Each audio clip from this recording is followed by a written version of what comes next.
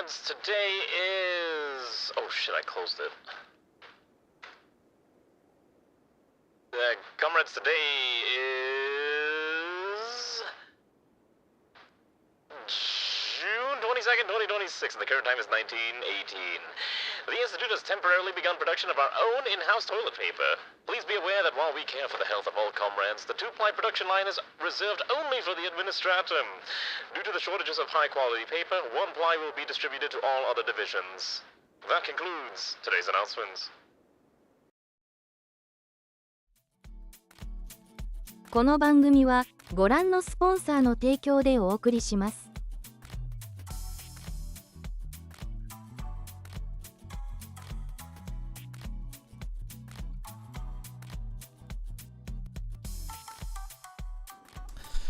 Hi, I'm alive. Oh, shit. All right, hold on. Wait, there we go. I'm alive. Isn't that crazy? Oh, should we use the other model? I guess we should probably... We normally use the low... The you know, the RTX off one. In honor of our brave friends who are trying to get their hands on the Steam Deck, we'll use the low resolution model today. Ain't that crazy? Did anyone else see the fact that the Steam Deck is... Or the Gabe Cube, or whatever you want to call it's for sale now, and the price was like $1,000. I saw that price and I'm like, I'm good, fam. No thanks. I think I've spent enough money on video game related products for like the next couple years to last me. My PC is like 6 years old and it's still kicking. I'm basically gonna run this thing into the bloody ground until it's dead. Although, good thing I don't really stream high intensity games, otherwise this might be a bit of a problem in it. Anyways, comments, how are all of you doing? Good evening. How are all of you? Hello, Havel, and Goldenrod, Infidave, and Xanth, and Greywind, and Ranu, and Fun Battlegrounds today for being first, and Xanth. I think that's everyone who said anything, right? Yeah. Give me 1 second. I'm gonna turn off a fan real quick. I've had a fan in my room running all day because it's just been hot, and I don't want to have it run while I'm streaming. 1 second.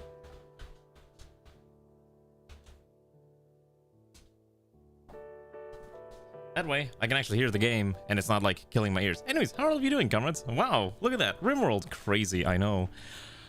Oh, what is this thing around said? I'll have you know that you only imagine all verses after speaking with my voice, even the around nurse. I mean, isn't that how it's supposed to be? Right? It's just me behind the persona. It's not like there's any other person that voices me. You know what's gonna be funny? Oops. Yeah, one of these days, I'm gonna have Ray just like start streaming using using my model, and we're gonna not have any... I'm just not gonna say anything about it. We're just gonna see what happens one of these days. We'll see, unless she says no to that, which is very much real possibility. Hello, Zach Plays. Welcome to Rimworld. Yeah, we're doing our Rimworld colony. If you're trying to remember what we're doing the rat colony. We got lots of rats here. We've started cleaning up a lot of this dining area, and we're trying to expand the kitchen and removing all of the production facilities over here. So there's a lot of stuff going on right now. It's a little messy despite the fact that we have a bunch of maids, but unfortunately the maids are a little busy, and our primary cleaning maid or cleaning person, Steve, is kind of busy cleaning the outside for some reason and not cleaning the, I don't know, inside. So we'll see. It would be quite something. Daisy experienced a great flooding. Did you actually give Daisy a bath today? Is that what happened? Anyways, how are all of you doing, comrades? Isn't that crazy? What is today? Monday? Yeah. I don't know if you saw the schedule, but I do apologize. I'm not streaming tomorrow because of the fact that I'm going to be eating a nice dinner. I was meant to do it last week, but I got sick last week, so I couldn't do it. Also, I have a lot of other things happening over the next couple of weeks, so unfortunately it's going to be essentially 3 stream weeks for the next 3 weeks. So it'll be 4 weeks, essentially a whole month of just a reduced schedule, and then hopefully we'll be back to the normal schedule up until I have to travel back to Canada, or until I have to go travel to Japan. So that's just an FYI, you know. Yeah, I'm just I'm slowly inching towards retirement. You see what happens when it comes to streamers is the first time you just take 1 day off, then it's 2, then it's 3, and then before you know it, you're just taking months off at a time. I would never do that. Her water bottle vacuum failed. Wait, so you just drown? Oh, her like water bottle just like flooded her? Oh, do you have a photo? Okay, I kind of want to see a photo if that happened. Oh yeah, if you want to see something, my friend Say was he takes art commissions every now and again, or not art commissions. He takes doodle requests on Twitter every now and again. And yesterday I just threw my hat in the rings. I was like, hey, and then he's like, okay, sure. Also, hello Lana, how are you doing? So let me show that real quick while we're all here. So this is what Say drew. This is like it's the casual outfit that I showed off that one time. If you want to know what I'm eating, there's a very specific brand of chips that I am addicted to, and I basically have a bag of it all the time. I don't know why, but like I grew up eating these chips, and ever since I became an adult, I essentially make sure I have at least one bag around me at all times. I don't know what it is about this. Let me show it real quick, the chip that I'm talking about. It's not ketchup chips, actually. No, it's this. It's actually this. I really love clover chips, and so I eat copious amounts of the cheese flavor. I don't know why. I literally have an open bag next to me that I slowly eat over the course of, like, 4 days, and then it'll be like it's time for another bag over the course of the next 4 days. It's a curse. I don't know why I love these things so much, but these are like the chips that I'm just absolutely addicted to, and I've been eating them ever since I was a kid. And then I became an adult, and I was like, okay, I'm just gonna buy my own supply. I know, and these have been going up in price over the last couple of years, and they've been getting smaller and smaller bag sizes as well. So it is a cheese flavored chip. I do love them a lot. It's like my favorite thing. But yeah, so shout out to Safe for drawing this. Let me link his Twitter real quick. Also, what did Ray say? She's okay about the first tier of her home flooded. Oh, at least she's got a place to go up to the not flooded area.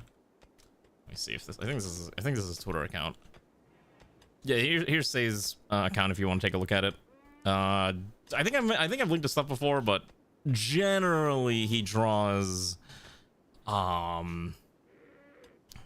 very large assets, and if you scroll down far enough, you'll start seeing it on everything that he draws, and it's quite something. That's his entire shtick. It's just drawing the largest assets you could possibly conceive of that would be allowed.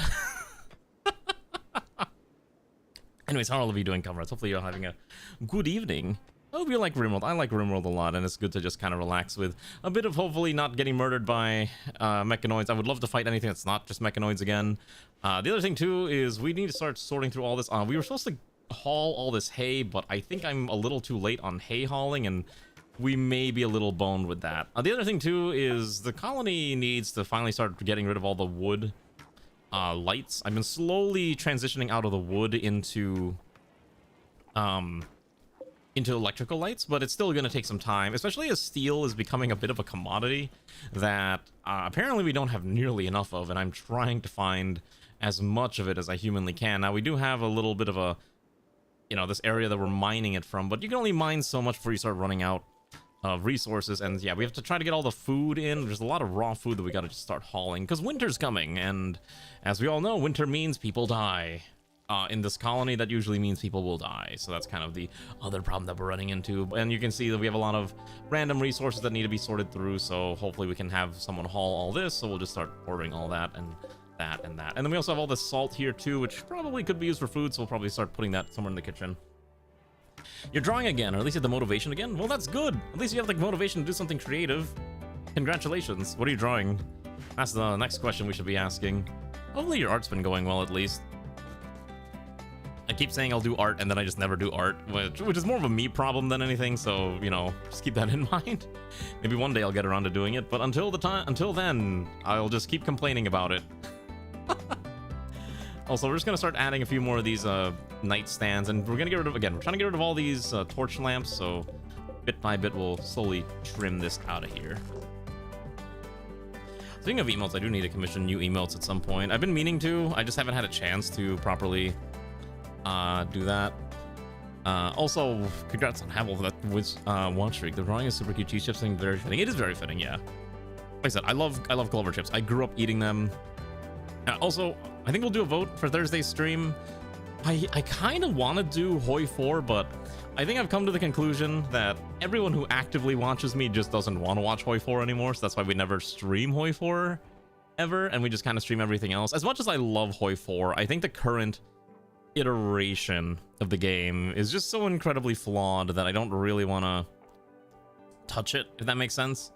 And that's kind of been like my biggest gripe with Hoi 4. It's like it's like steps forward and then steps back, and it's just a mess. And then like they should just abandon this and just go straight to Hoi 5 already and call it a day. But I don't know.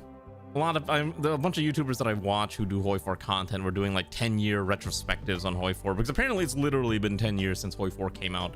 And I was like, I'm pretty sure I bought this game around the time of release. I cannot remember, and I also don't want to actually wait. I know how I can check. I can check my emails. Hold on.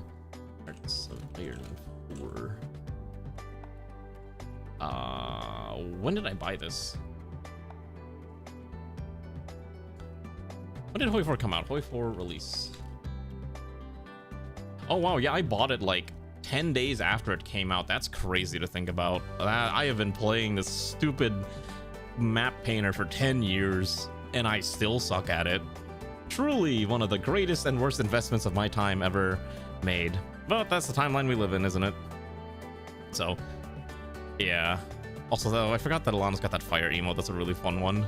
I really do need to get new emotes. I've been meaning to do so for quite some time, but I've just been kind of lazy. Also, for some reason, Ranu's holding on to like 30 components. I need you to not carry that many components. Thank you very much.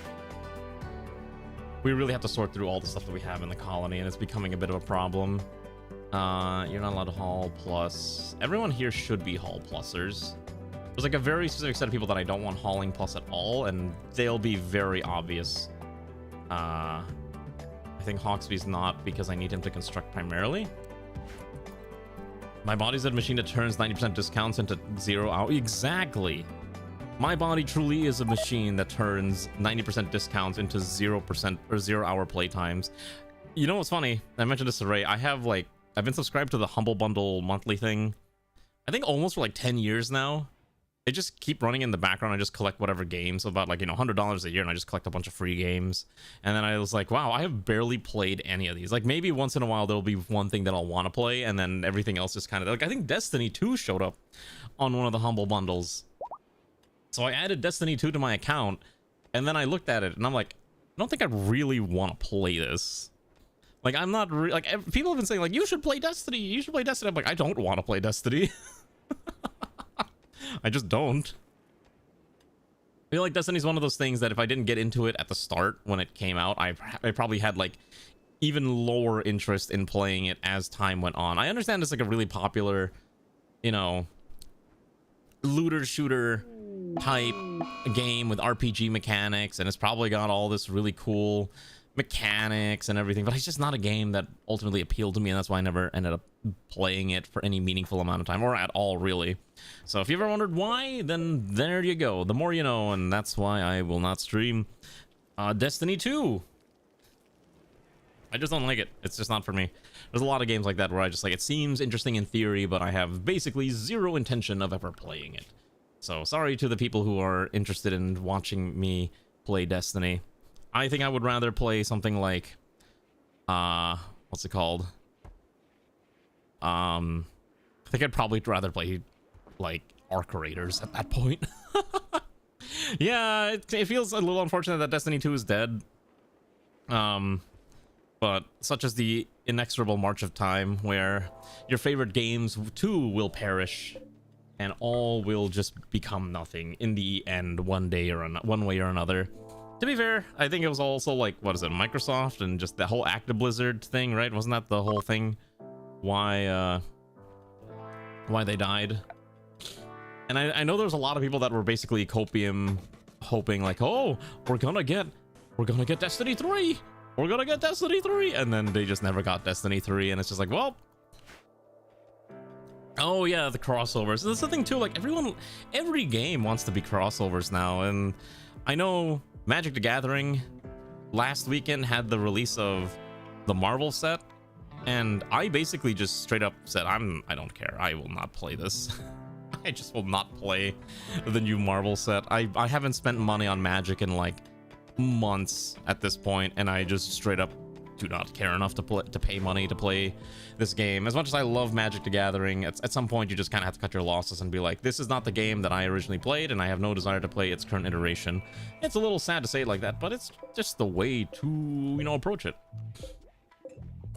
You don't think are to blame? Just don't think this any had to keep going forever? I mean, I don't think any game realistically could go on forever like that either. Especially because, like, the amount of production cost that has to go into that. Yeah, I'm Bungie too. Yeah. Actually playing this Destiny Star Wars crossover right now. There's a Star Wars crossover in Destiny. Oh, we gotta research something. I need to research the thing that gives us the better drill. Actually, yeah, let's do... I'm on the drill upgrades. So we can try to drill automatically.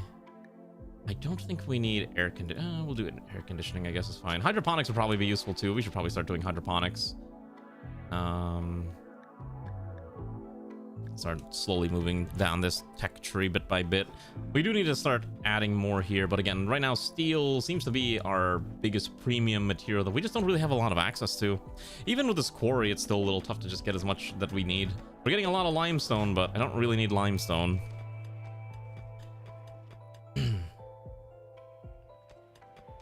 Also, apparently the hospital's still lame. I've been trying to fix this, but apparently they just don't like it. I don't know what else they need to make it. It's awful. It needs to be better and prettier. And I'm like, what else do you people desire out of my hospital?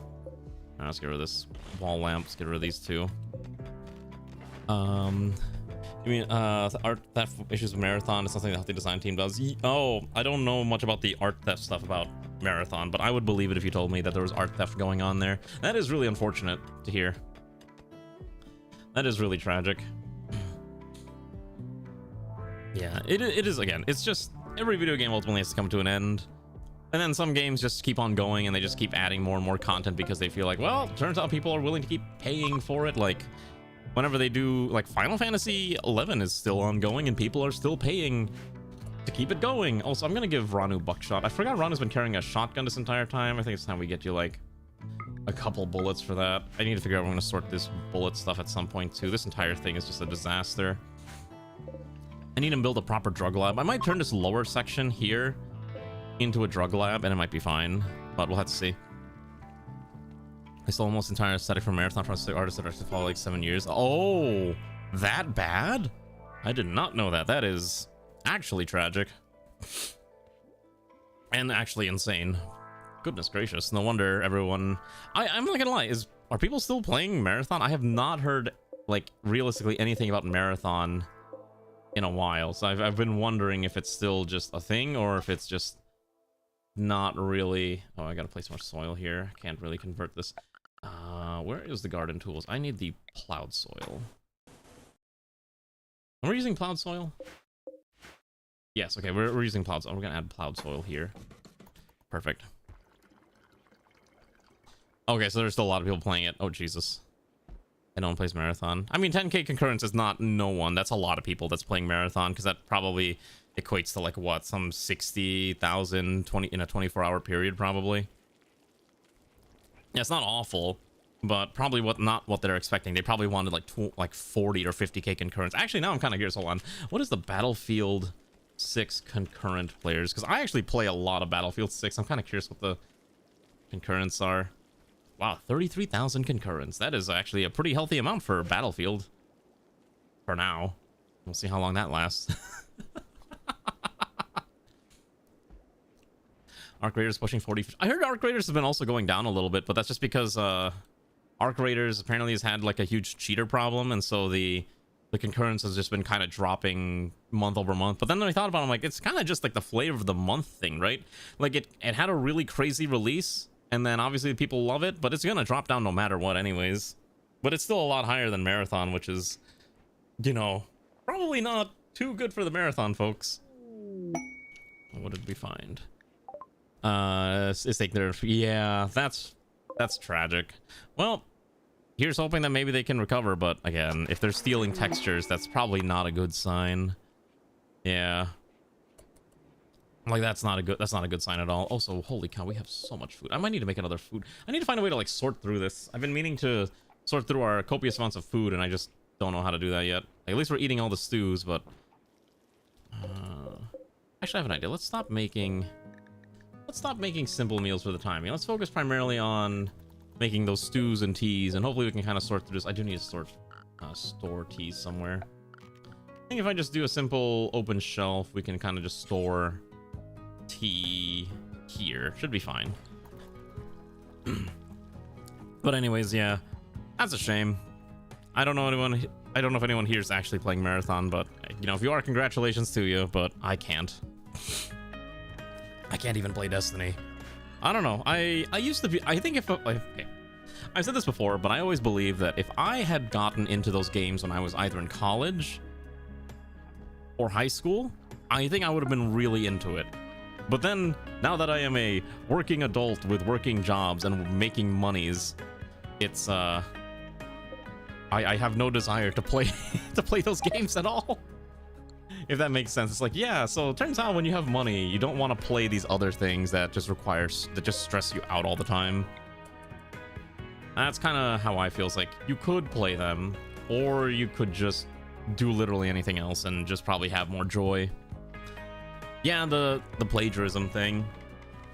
Actually, speaking of put on perspective, 10k means they have fewer players than CS Source, Hunt Showdown, or Save Space Marine. How many people are actually playing Counter-Strike Source? Counter-Strike Source. God, 14k, that's crazy. I have so many hours in Counter-Strike Source. I am kind of not afraid to say that, but I have like some almost 500 hours in CS Source because I played a lot of it when I was in high school. I heard Civ 7 just had a new update, so I'm pretty sure Civ 7's current concurrent is probably pretty high, but it's still not as good as it is versus something like 6 and 5. But you have to remember, Civilization goes through cycles. It's basically the game releases in a terrible state that no one likes, and then it slowly gets better over time, and then when the next one releases, everyone's going to look upon the previous iteration. It's like, you know what, this game was really good, completely ignoring the history where the original release was just hot and utter doo-doo. I guarantee you, in about 5 to 6 years, they're gonna release Civ 8, and people are gonna go like, man, Civ 7 was such a great game, and they tried to do so much cool things, and it was really awesome. And people are gonna be like, excuse me, did everyone just collectively have amnesia and forget about the release? I mean, to be fair, some people just bought, like, I bought Civ 7 on release, and I had a lot of fun with it. So it just kind of depends, like, when you want to play these games. It's not really anything wrong with playing it on release. Like, I like 6. I like Civ 7, but I also love the Civ franchise. Yeah. It just really depends. You heard the Philippines leader can't actually lead the Philippines. Yeah, you're right, because they didn't put a Philippine civilization. Okay. How many of you don't actually know how Civ 7 works? Let me just explain it real quick. Okay. So, in previous iterations of Civ... Okay. So, real quick, I'll just explain this real fast. Okay. So in previous iterations of Civ, right? So let's say like in Civ, all right. So Civ 6, right? Okay, you play leader. And then you have Civ. Okay, it's one and the same, but sometimes you can have a different Civ, and you can have like leader 2. Okay.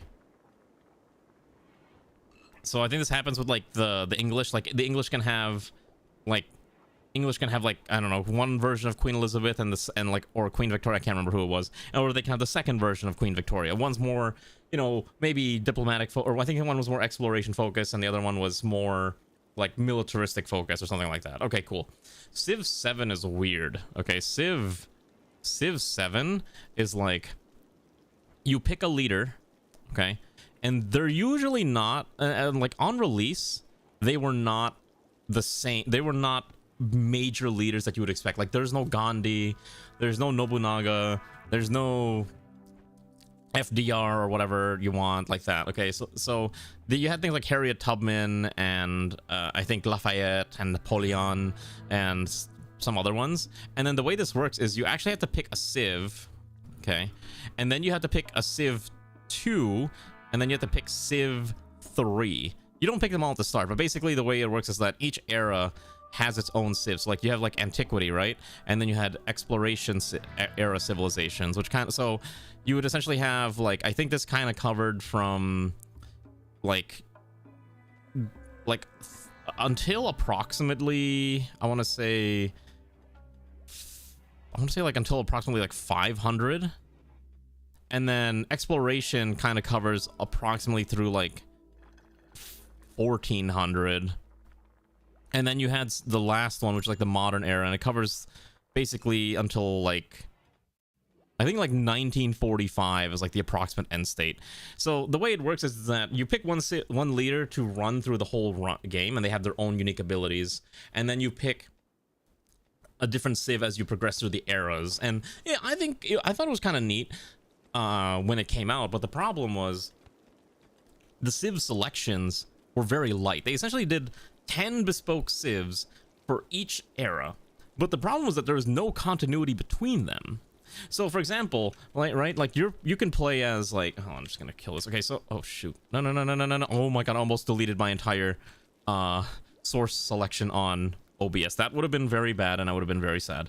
So essentially, imagine like this. Okay, so you're playing as, okay, so you can start, the way it works is like you could do something like this. For example, you could be, shoot, where's my stupid brush tool? All right, so like for example, you could say at the start you could be Babylon, right?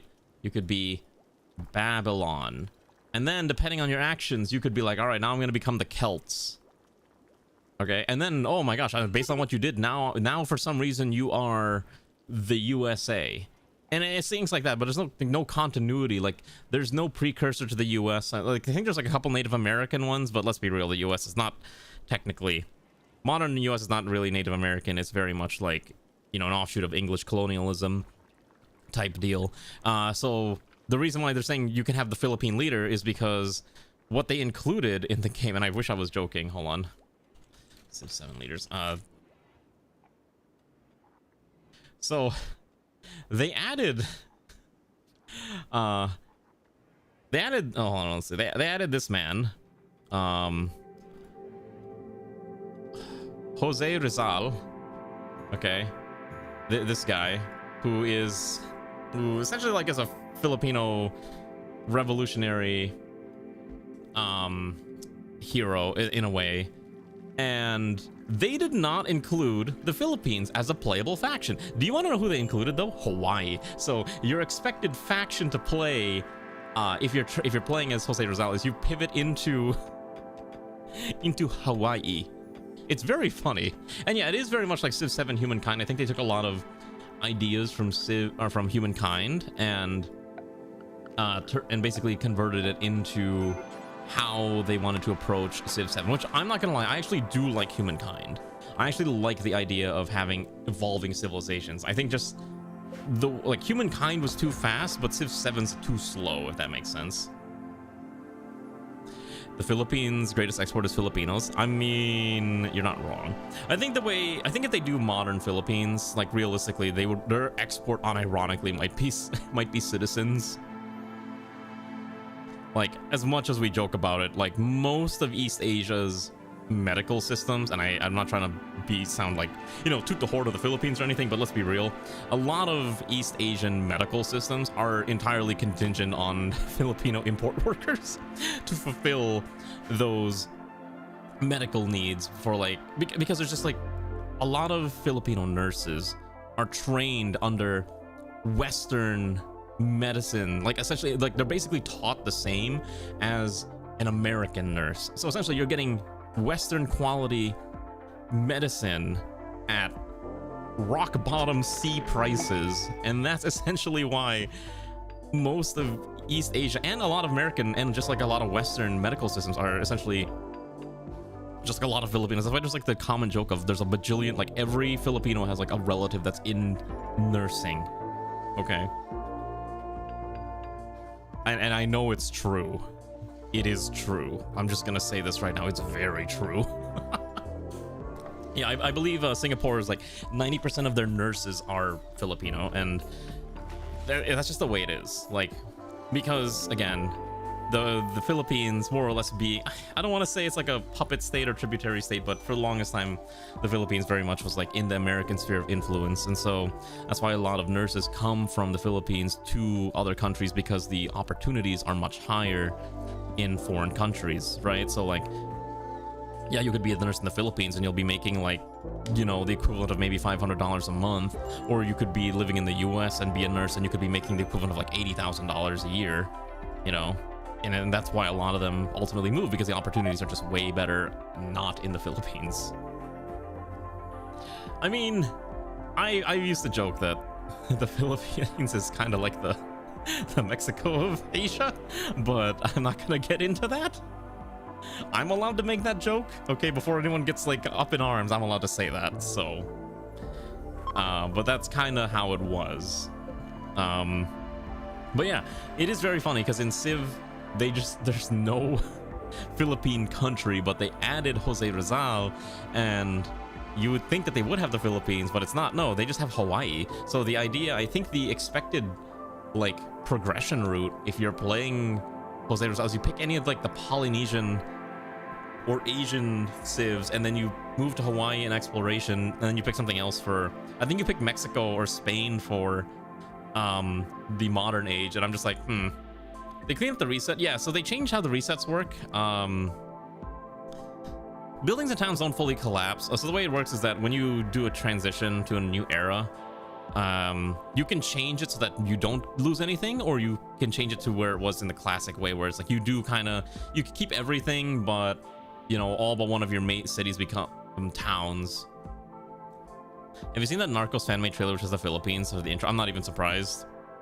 The Philippines does have a decent amount of like, has a lot of crime problems too, like whether it comes to drugs or terrorism and whatnot, at least as far as I can understand. Now granted, I haven't been to the Philippines in a very, very long time, so I'm not exactly an expert on the current state of affairs of the islands. And I'm gonna be real with you, I have zero intention of returning to the islands anytime soon. Considering I wasn't even born there, so, you know, I don't really have a reason to return to the Philippines. You know, why would I go back to the Philippines if they're just going to be, you know, the very, very big crime and the, you know, all that stuff. One of these days I'm just gonna start streaming and just do a really bad Filipino accent the whole time and just not mention anything about it at all. Someone's probably just gonna start throwing things at me and then I'll have to revert back to normal speaking, but at least it'll be a funny bit for like 5 seconds. It'll be funny for like 5 seconds. Yeah. Also, I need to store the salt somewhere, so we're gonna figure out where I can just kind of make a storage for sodium. I think we can just probably dump the salt onto a basic shelf. This thing holds 4 stacks. Yeah, that's fine. You love a good accent? Yeah, don't worry. My accents are really bad. Also, holy cow, there's so much like raw meat here. I gotta sort this somewhere or somehow. Like the song about how Magellan went to the Philippines. I don't know that song, quite honestly. You'll unfollow if you do it. I mean, that's fair. But you'll be back. But yeah. Again, Civ 7 I actually think is actually a really decent game now. They actually just released a new DLC today. So, okay, so I will say, one thing I forgot to mention that I was complaining about is that while there is no continuity in Civ, one thing that they did do, which is really weird, and this is on release, okay, on release, there was actually one continuous chain that you could play, okay? And I wish I was joking, but it was China. You could play China all the way from the start to the end. I think it was like Han China, and then I want to say the next one was like Ming China, right? And then what was the last one after that? It was the Qing China. Yeah, so you had like, you could play Han, Ming, and Qing all the way through to the end. This was the only civilization that got this option. They added, Japan was on release, but they were only available at the end as Meiji Japan. Right? Like, you only had Meiji Japan here, and then I think there was also like Korea, but they weren't Korea. They were called something else, but they were only available in the, I want to say they were only available in exploration, So you could become Korean for like one era, and then you had to immediately swap out into something else like China, essentially, was what people required. I know, I think Joseon is coming out with a new DLC very soon. I can't remember which specific Korean or dynasty it was, but there is one. I just can't remember off the top of my head. I'm actually double checking the wiki right now because I cannot remember what it was. Let's see. Goryeo is coming out in exploration, so it probably was in the antiquity, but I don't remember which one it was, unfortunately, because I am not. Oh yeah, you could be the Empire of Silla, which was strictly antiquity only, but then you had to pivot to China, and it was really dumb. So now the new DLC set that's coming out, like I think the first half of it came out today, and it was essentially you can play as Japan all the way from the start and basically transition to a different Japan every time. I think you start as like Heian Japan, and then you could switch to Sengoku Japan, and then you could switch to Meiji Japan. So, you know, it's like you can actually play as Japan the whole time. Never pre-order. I mean, I'm not gonna lie, I'm kind of a victim of pre-ordering. When Civ 7 was coming out, I legitimately went and bought the super special deluxe edition that came with like every DLC for like a year, and I thought the game was fun. I mean, I streamed it once and I never streamed it again because people didn't seem terribly interested in it, and that's why we never streamed it ever again. Maybe one day we'll get back into it, but Civ is also just like a really long form game that I don't think is necessarily fun to watch, and it's more fun to play. I mean, I am part of the problem. I've talked about this before, but I'm the type of person who's bought the ultra super deluxe edition of what is it called, Forza. But I actually like Forza a lot, and I have put in way too many hours into that game. Like I'm actually I actually had never played a Forza game until this one, and I have already put in like some 50 something hours, probably way more than that, honestly. Like I really enjoy it. It's such a fun game. So I don't know, I think it's just kind of funny. It really depends like what you're looking for, essentially, when it comes to some of these video games, right? Well, I don't recommend pre-ordering a lot of the times. If you know you think you're gonna enjoy that game and play a lot of it, there's not really any harm in doing it. Like I recently just pre-ordered the super special deluxe edition of Fire Emblem Fortune's Weave, despite the fact that I don't own a Switch 2, because I'm gonna be real, I have collected every single special edition of every Fire Emblem game since Awakening. Like, I have the Awakening 3DS, I have the Fates special edition box, special cartridge, I have the Fire Emblem Echoes box on my shelf, I see Engage, I see Three Houses. Oh yeah, I'm one of those. Yeah, do as I say, not as I do. That's the correct way to do things. Oh. Did I see the patch after the Spiffing Brit vid? I didn't watch the Spiffing Brit. I don't actually watch Spiffing Brit that much anymore. I used to, but I'm not really one to watch him that much anymore. It's just not really the type of content I'm really into consuming most of the time nowadays, so that's kind of why. No, Ray's never gonna sell my collection. It's my special collection. It's my special Fire Emblem collection. I love Fire Emblem. I hate Fire Emblem, but I love Fire Emblem, okay? Use auto drive. I would never use auto drive to farm. I drive every race properly, okay? I did one of the Goliath races today. It was fun. It was ridiculous, but yeah, it's crazy. I didn't do the super crazy one. I did like the highway race one.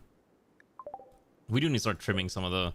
I keep forgetting I should probably focus on my defenses, huh? I think I'm running out of power too. Right. Oh, hey, look, I forgot we did this. So how do I add more power here? Oh, right, I forgot we gotta close this gap too. Let's seal this up. Don't want anything nasty walking through that gap there until I can seal this off completely. It is my special collection. I love my Fire Emblems, but only somewhat, kind of, maybe a little bit, or else it's bad. I have a very love-hate relationship with Fire Emblem. I love the older Fire Emblem titles. I love a lot of ROM hacks. I am kind of iffy on like a lot of the more modern Fire Emblems, just because they kind of add a little too many mechanics that I'm not terribly fond of. And again, I've I've gone into the spiel before. I'm not going to go into it again, but there's the whole waifu emblem thing that I don't think I need to, you know, reiterate for like the upteenth time. It's just not, we're not going to learn anything new other than, hey, this is stupid. Right? And I think a lot of people would probably agree with me that, yeah, it's probably not necessary to keep talking about the insane waifu emblemization of Fire Emblem. You hate the dirt races? Me too. Oh yeah, no, dirt races suck. I hated doing dirt races in Forza, but I had no choice, especially if you're trying to get the highest tier wristband. Good luck.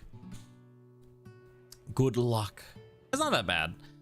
You kind of just turn your brain off or just find some tune that's like super easy to use and just kind of go fast and just kind of deal with it. Do we have enough beds for everyone? I forgot to check if we've got enough beds for everyone. Why is Steve hurt, by the way? We got shot.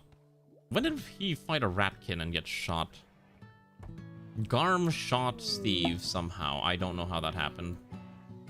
Okay, we may need to fix that. Also, let's keep doing more research. All right, we're gonna do... let's do these. Just get some more of the ratkin technologies. What's my opinion on the new Steam UI? Is there a new Steam UI?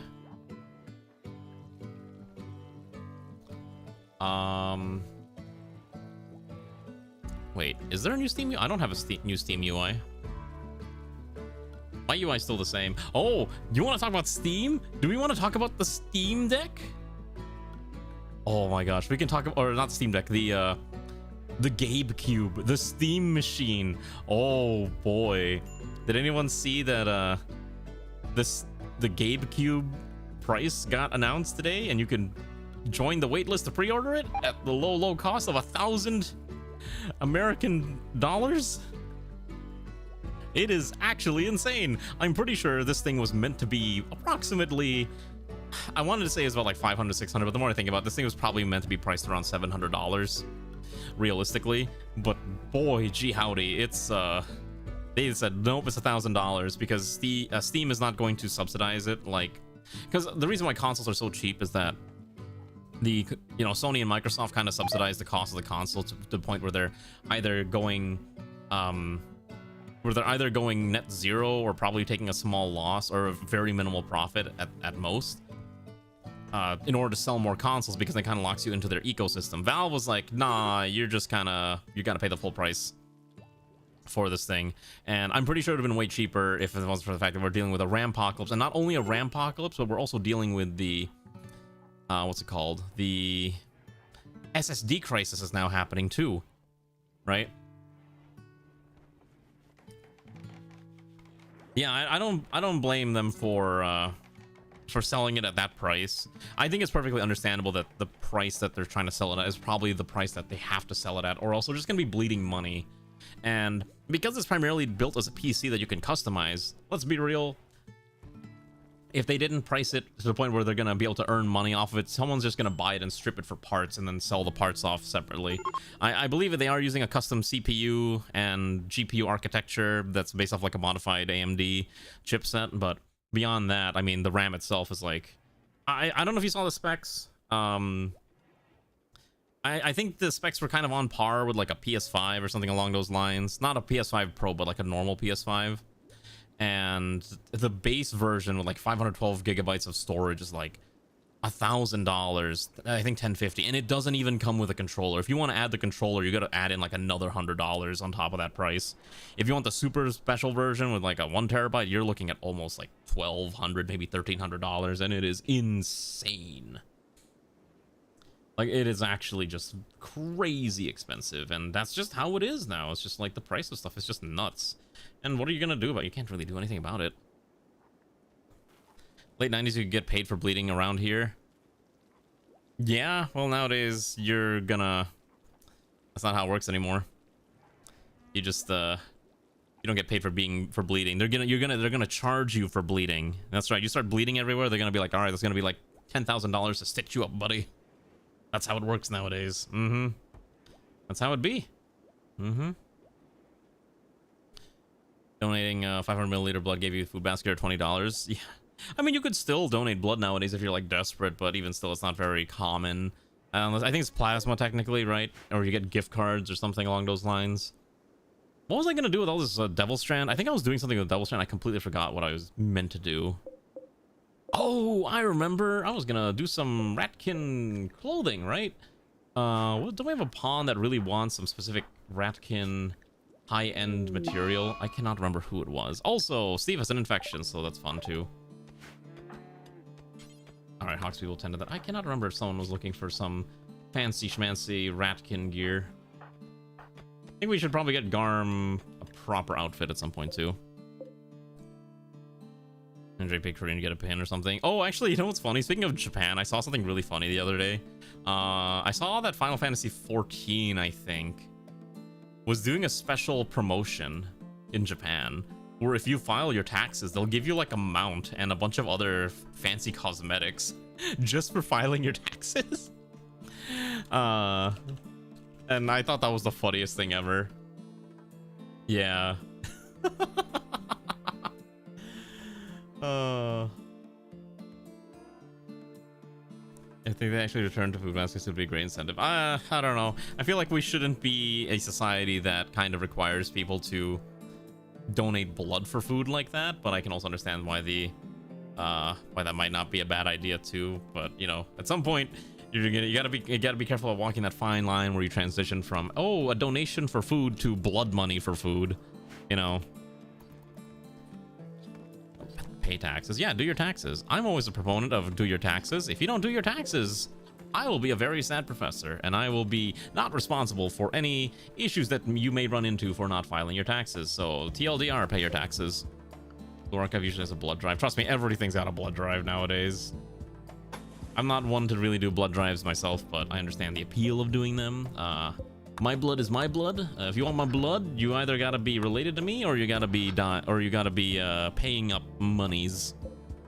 You know, this blood ain't free. My blood is the purest form of blood around. Ooh, yeah, we'll pretend that's how it works. Also, we're gonna start making concrete with this. We're not gonna do the reinforced concrete because it doesn't really matter.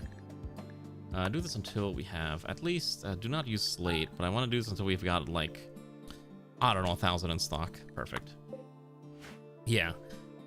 Oh my gosh, give me one second. I gotta stretch real quick. My back is killing me.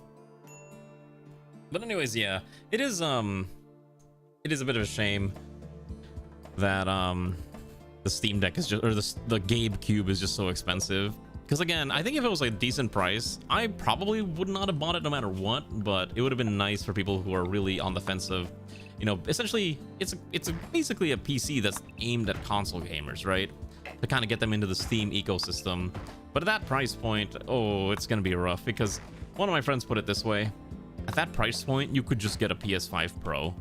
And now, depending on your opinion of whether that's a good or bad thing, is up to you, but he did have a point where you legitimately could just get one of those instead, and it probably would be better for you if you really care about that stuff. If you don't care about being in the Steam ecosystem, even though games are very expensive, no matter what platform you're on.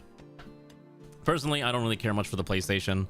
I used to be a big PlayStation fanboy, I'm not gonna lie. I had the PlayStation 3, PS4, PS Vita, PSP, PS2, PS1. I was all the way through up till 4. Then 5 came out, and I'm just like, yeah, I'll get a 5 eventually, because I bought Gran Turismo, and I was like, oh yeah, I'm gonna play the 5, and then I just never did.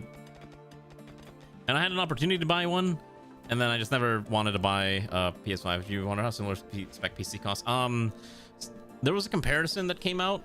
Let me see if I can pull it up real quick. But basically, it says that Valve, like, if you were to look at equivalent parts, Valve is basically making a small profit of like $75, and that's before fees and other costs associated with it. So if anything, they're probably not making that much money. And they're probably making like maybe $50, maybe $25 on each unit that they're selling. Let's see if I can pull it up real fast. It's a really low margin. Okay, let me pull it up. It was posted on Blue Sky. Here, let me find it.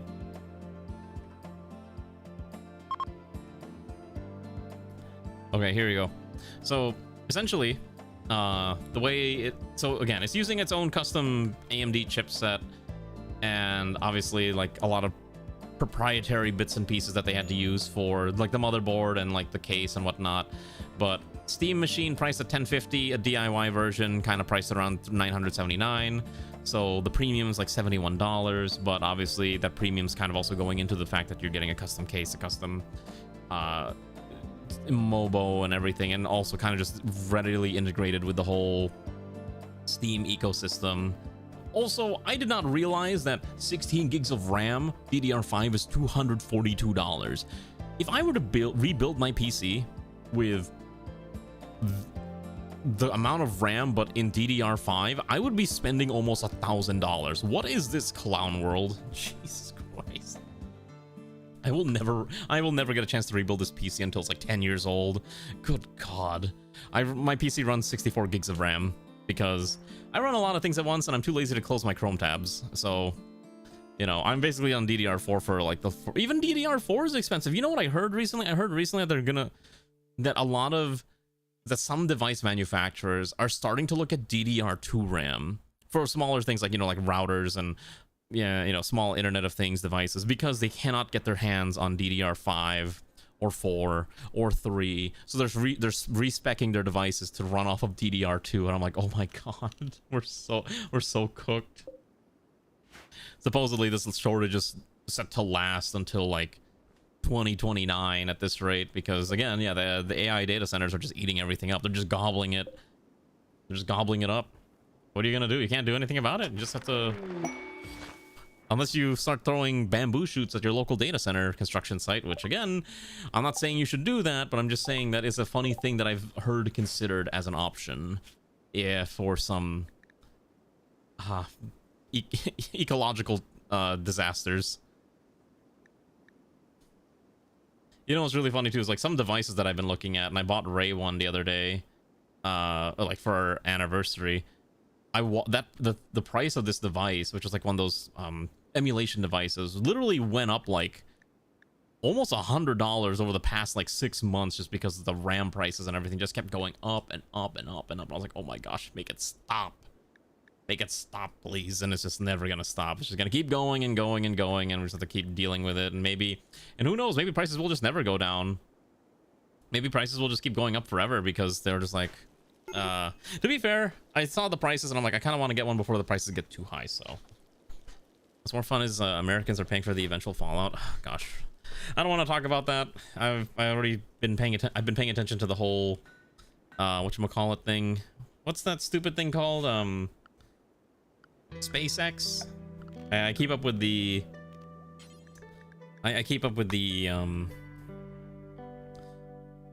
what's the word? I keep up with the news about that stock, and every day I'm just like, oh lordy. I don't know if anyone, I don't know, I know we don't really talk about politics. That it's not really politics, it's more economy stuff, but I don't know if you've seen it, but it's the price of SpaceX crashed. Oh, that was so funny when I saw it. I was like, oh, okay, this is what we're doing now. Yeah, I think it went in one day. It went from like, I think today it started at like 175 or something, and it like cratered to like 154. And you have to remember, it had a high of like 220 last week. So, you know, I guess everyone got the bag, rode the rocket up, and then they're all just trying to get out and before they're left holding the bag. See, I don't like thinking about everything being so negative and that we're gonna all die in a fiery apocalypse. I like to think that, hey, there's at least a chance that we can survive and at least enjoy life without, you know, all dying painfully. While it's fun to sometimes, you know, doom post, sometimes you gotta start hope posting or hope maxing or whatever you want to call it. It's not good to always be thinking in negative fashion of, oh, we're all gonna die because of this thing, or, you know, these actions. Like, sometimes you just gotta be like, you know what? There'll always be another day. There's always going to be another tomorrow. That's how I feel. There's always going to be another tomorrow. It may not be the tomorrow that you want, but at the very least, there's at least another tomorrow, and you just have to keep fighting through. Thanks for background noise. Your hands are tired from trying to color in CSP. Ooh, well, I'm glad you're at least enjoying listening to me. I don't know what you're drawing, but hopefully whatever you're drawing is fun and exciting. Feel free to post it on Discord if you ever feel like it. I always like looking at what other people draw. I like to laugh at Elon. I mean, you and like probably a lot of other people, you're not unique for saying that, trust me. Everyone and their mother's like, ah ha ha, look at the funny man doing his things. Oh, did you actually? Let me take a look real quick. Oh my gosh, all of our food is like dying. Let's see what you posted. Oh, that is actually really nice. I actually like that a lot. That's cool stuff. Very nice.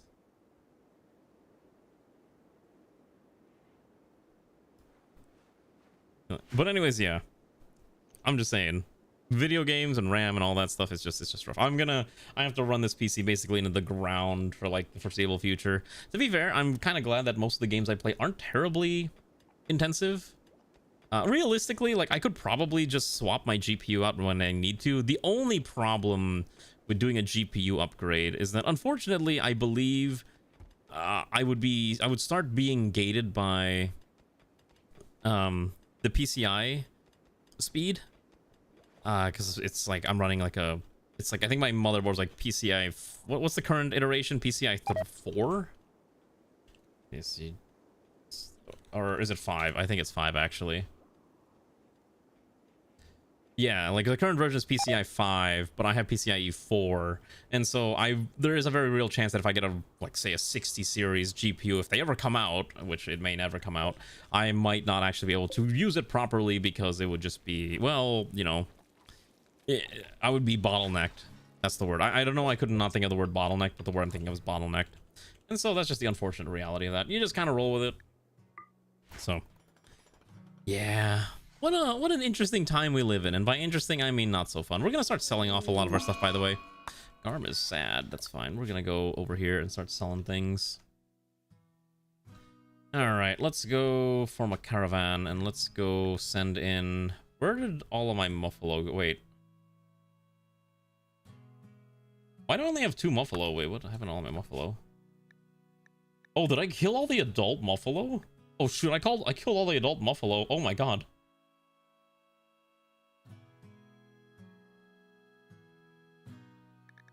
We should probably train Bashi. That's... Oh, okay. I did not realize we killed all of our adult muffalo. That's really odd. Okay, let's take the alpacas and the adult muffalo, and then we're gonna send in... I think Ranu's usually our primary trader. He's got decent social, and then I think we take one of the knights as a guard. Xanth can be the guard for this adventure, and then we'll make sure you carry some herbal meds and, I don't know, take a bunch of kebabs. 17 grilled kebabs, that's fine. And then I need you to carry all of these extra leathers that we don't need. Sell that, sell that. Keep the hyperweave, keep the cloth. Okay, that's probably fine. And then what else do I need to sell? I think we can sell the dragon horns. These are very heavy, so we can take 1. Okay, that's probably fine. I think we'll start hauling that over. All right, then we're gonna head over to the local town, and then hopefully you survive. It's not ideal, if it works fine. Oh, is it? Okay, well, I'll think about it. I have no intention of upgrading anytime soon anyways, just because the cost of upgrading is a little high, and I don't really want to spend money. Seriously, NVMe drives. Oh, okay, gotcha. Well, thankfully, I don't have anything in my second PCIe slot, and the problem is I do have NVMe drives. I have to take a look and see. Maybe I just have to upgrade my motherboard and just leave everything else alone. Grand Blue Fantasy DLC right around the corner.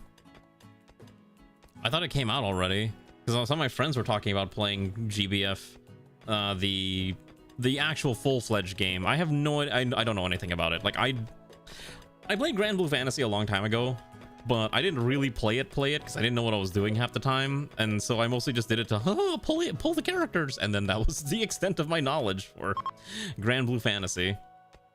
I played the fighting game. I thought the fighting game was fun, but that's because I'm also kind of a sucker for fighting games, and I will play most fighting games even if I'm terrible at them, because I enjoy self-flagellation, I guess, and pain and suffering, and so I had no choice but to enjoy my pain and suffering through the form of fighting games. I used to really be into fighting games, but nowadays I'm not really a fighting game person anymore, just because it's I just don't find it necessarily fun to be playing fighting games. Fighting games like have a special place in my heart, but it's also like I will go insane if I have to play, I think, a lot of modern fighting games, just because, one, I don't really understand a lot of the modern mechanics that modern games have. Okay, we gotta add these heaters, or these, what are these thingies called? Radiators. We gotta add radiators. Let's get rid of these 4.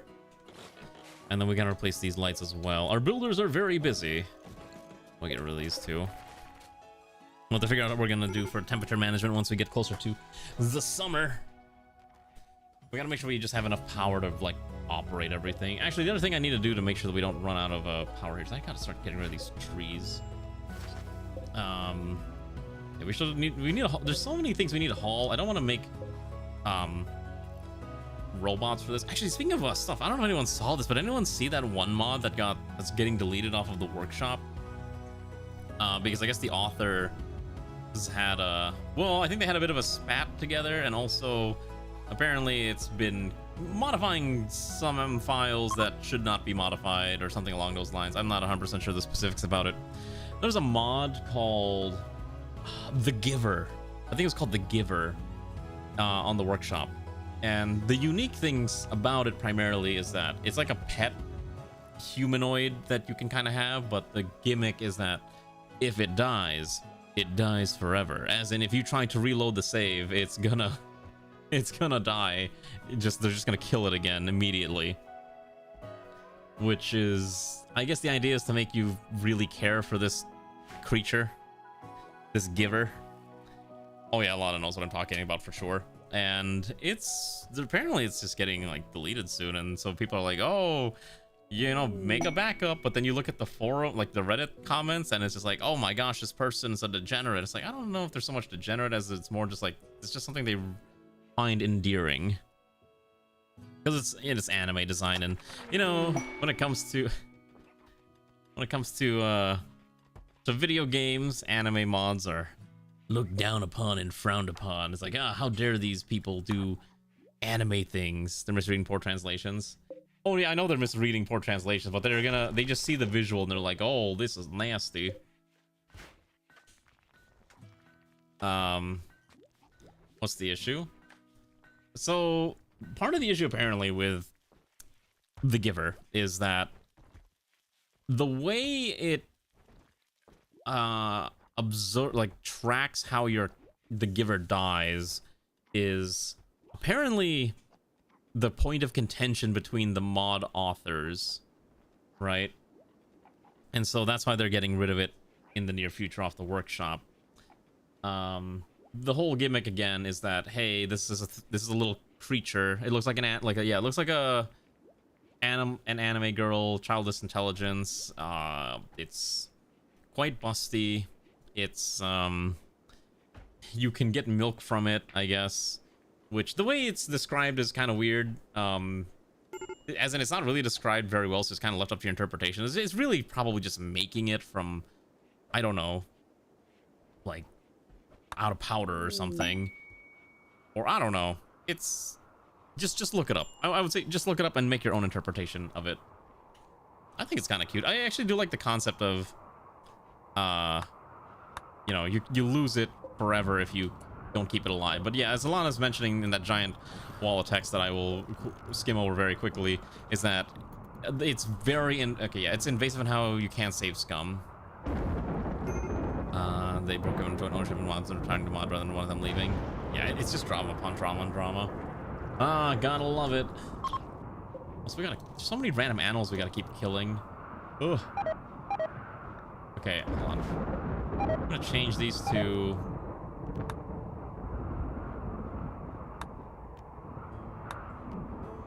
smart. We gotta set these to like smart growing. I don't want them to just be growing all the time. Okay, so that way they're not gonna grow anything until time is appropriate to grow stuff. Invasive mods. Oh, trust me, there's always an invasive mod out there, but you just gotta be careful what you download.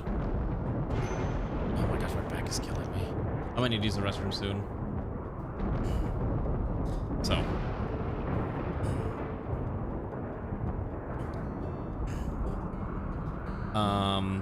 but yeah, again, going back to the whole Steam machine thing, I really wish the GameCube was cheaper, but there's no way I'm gonna There's no way I can afford, I cannot justify buying the Steam machine in its current price iteration. It is just not worth it. Also, did these guys make it yet? No, they're still traveling. Okay.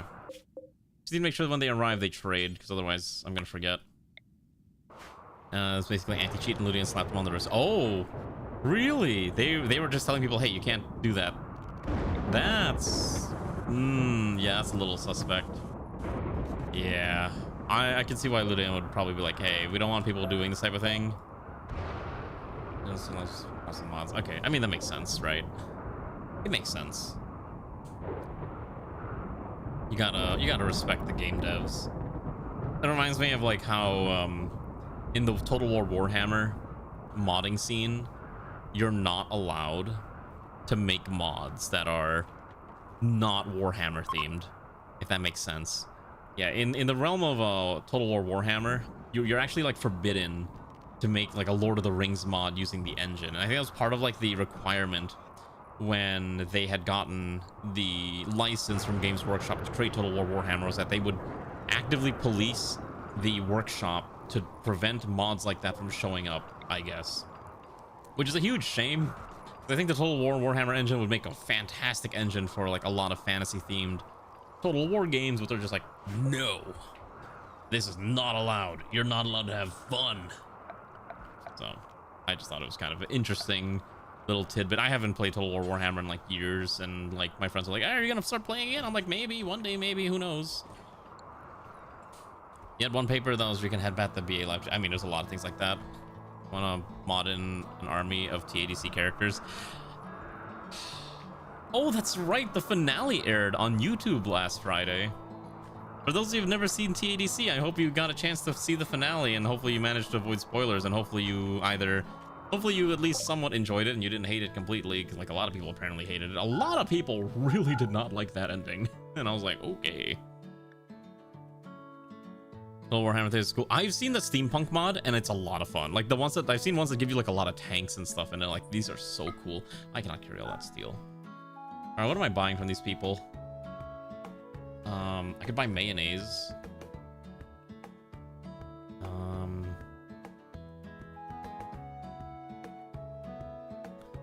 Could buy a hygiene refresher. Let's see. Not really much here I want to buy. This is kind of the problem. The auto turret might actually be kind of useful. The mortars would actually be quite useful as well. Maybe I could just buy the 2 mortars and we can start doing rat mortar World War II shenanigans would be fine. How much do I need? Do I need chem fuel? I think we buy their stack of plasteel. That's probably fine. Yeah. You never know when you're gonna need lots of plasteel. You might as well start planning ahead of time just to make sure you're not gonna run out. Just gotta keep ordering to kill. We gotta keep killing more animals. And let me make sure Ranu's weapon is... Oh, Ranu's not here. That's right. I forgot Ranu's traveling. That's fine. But yeah. I thought the ending was... I'm not gonna go too much into it, but I will say I thought the ending was fun. I had fun. I thought the ending was fine. There was a lot of people that really hated that ending for some reason. And I was like, you know what? They're entitled to their opinion, and I will respect that opinion, but holy cow, there was so much vitriol when I saw that episode in theaters. And they're just like, how could they make this? It's awful. Ah. And then it's just like, you look at everyone else who watched it, and they're like, I thought it was fun. I think some people get very, I guess that's kind of what happens when you get like really emotionally invested into a show like that, and you're just like, I guess when you make it your entire personality, it becomes a bit of a problem, right? So basically what I'm saying is don't let an entire TV show become your personality, or else you're gonna run into problems. So make sure these are set up. I think we've almost got every room, almost every bedroom's now completely toasty.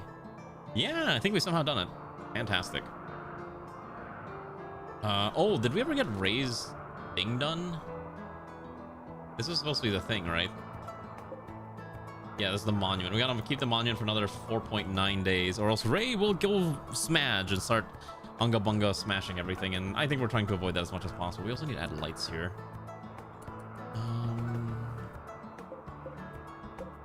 Let's add lights. Let's place that one. Put another one on the other side here. We can probably put one by the door right about there. Hopefully we add more books to make our books seem even nicer. I am actually also getting rid of a lot of these random interior doors. Probably not necessary anymore. We just need to make sure someone's cleaning this hallway at all times, which Steve is trying his best, but there is so much to clean up in this colony. This colony is a bit of a design disaster. Oh shoot, I forgot. Because we have proper toilets, I do need to actually add septic tanks or some way to purge this excess material that I don't know what to do with. I don't actually know where I'm going to dump this, which is kind of the problem.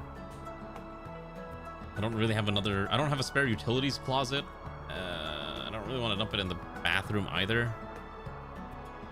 Is there any spot I could, like, realistically put a septic tank here? Not really. I guess septic tanks can go outside, right? Yeah, that's probably fine. Yeah, sure.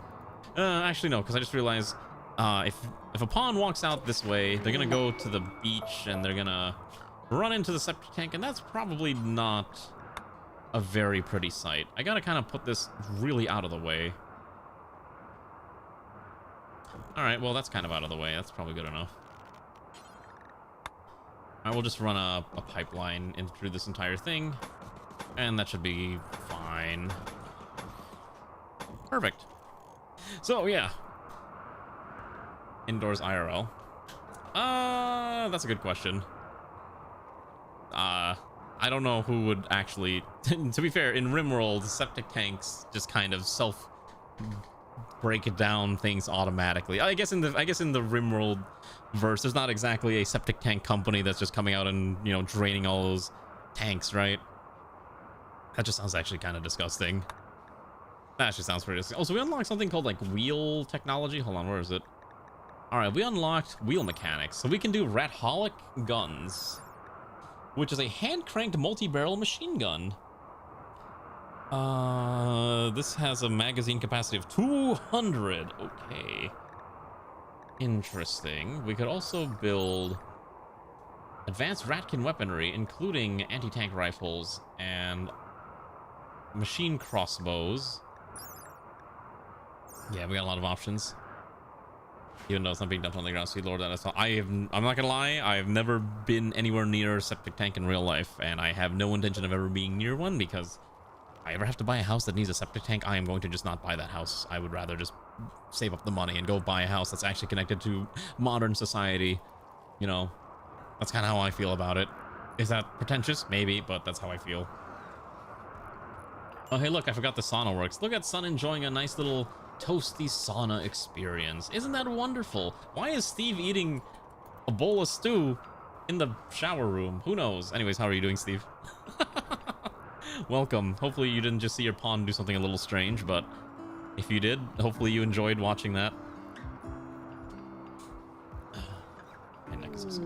Oh, Steve immediately went sad. Okay, cool. We also need to start figuring out, like, where the rest of this stuff is going. Who needs names? Everyone's assigned, right? Okay. Oh, there's 8 viewers in queue. Holy cow. But we don't have anyone in the... We actually haven't had a new pawn in a while. I think it's just because we don't do the... Oh, wait. You know what we should do? We should do this thing. We could probably do one of these when...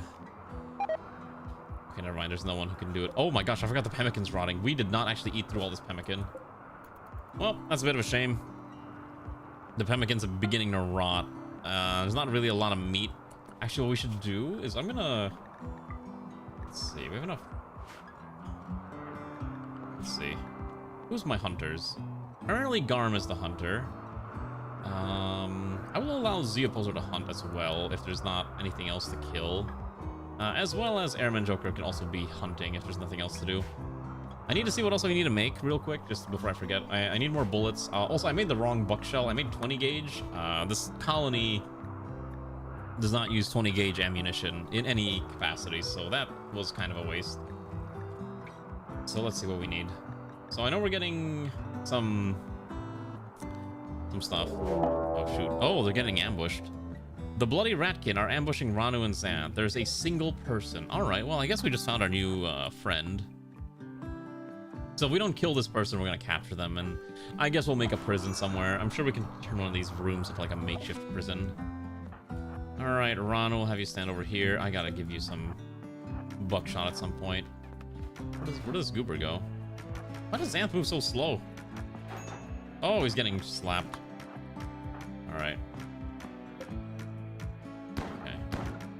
Ooh, it's actually hurting Ranu. Oh, Ranu's down. Okay. Well, that's tragic. Let's go back to the world map and let's just reform that caravan and they'll just heal up as we're driving. We'll take this person with us. Yeah, it's fine. Alright, Ranu will be fine, I think. Is Xanth a certified doctor? If not, that might be a problem. Xanth is... Are you a doctor? You have no medical skill. Wonderful. How do I make you do doctor work? Or else Ranu's gonna die, and I would prefer if Ranu did not explode on us because of that. Yeah, you got shot. It's a little sad. And the only person who can do doctor work is incapable of doing doctor work. I thought you just get tended to automatically if you're, like, traveling. Does that not how that works? Do I actually have to make a camp? I might have to make a camp real quick. Let's see. Yeah, I think I may need to make a camp here. Look at all those injuries. Wow, that is not good. All right. Well, here's hoping Xanth can tend to your wounds. We'll hope. You're a little too far for me to run or send someone over. I gotta get you, like, buckshot. You're only holding, like, EMP rounds, which makes you really good for dealing with mechanoids, but it's not really enough. We need more. We need more. What is this? Okay, that's fine. The heck? You ever, you know that feeling when you drink a cup of water, but the water flows out of the cup just a little too fast? Yeah, that's basically what just happened to me. Okay. Congratulations, Comrade Xanth. You are now a doctor. You're gonna tend to Ranu immediately and ensure that Ranu will not die here.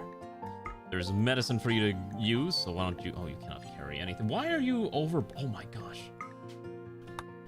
Okay, you grab that medicine and quickly tend to the dying. Ranu will not die. Oh my gosh. Hold on. I think we gotta stabilize you first.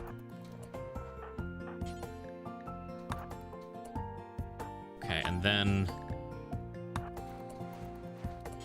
Okay, let's stabilize all the wounds, and then I think we can tend. I gotta make sure you don't bleed out on me before you can be tended to. Because unfortunately, Xanth's tending ability sucks. Kind of learning to be a doctor on the fly, literally. Which is not ideal, but it's the only thing I can do. So hopefully this is fine. And looks like it's gonna be okay. Okay, how did Ranu still die? Gotta be fucking kidding me. Okay, so fun fact. Ranu got muscle parasites. And that immediately killed Ranu.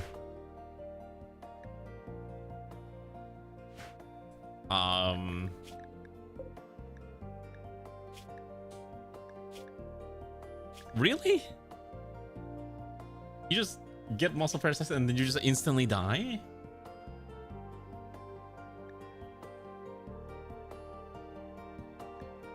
Okay, because I guess you got a brain cut scar. Oh my gosh. It seems a little...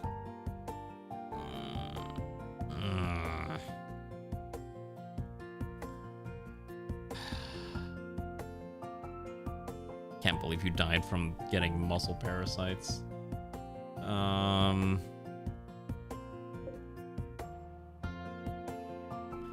Xanth quickly tend to the other one. Let's see if this one survives.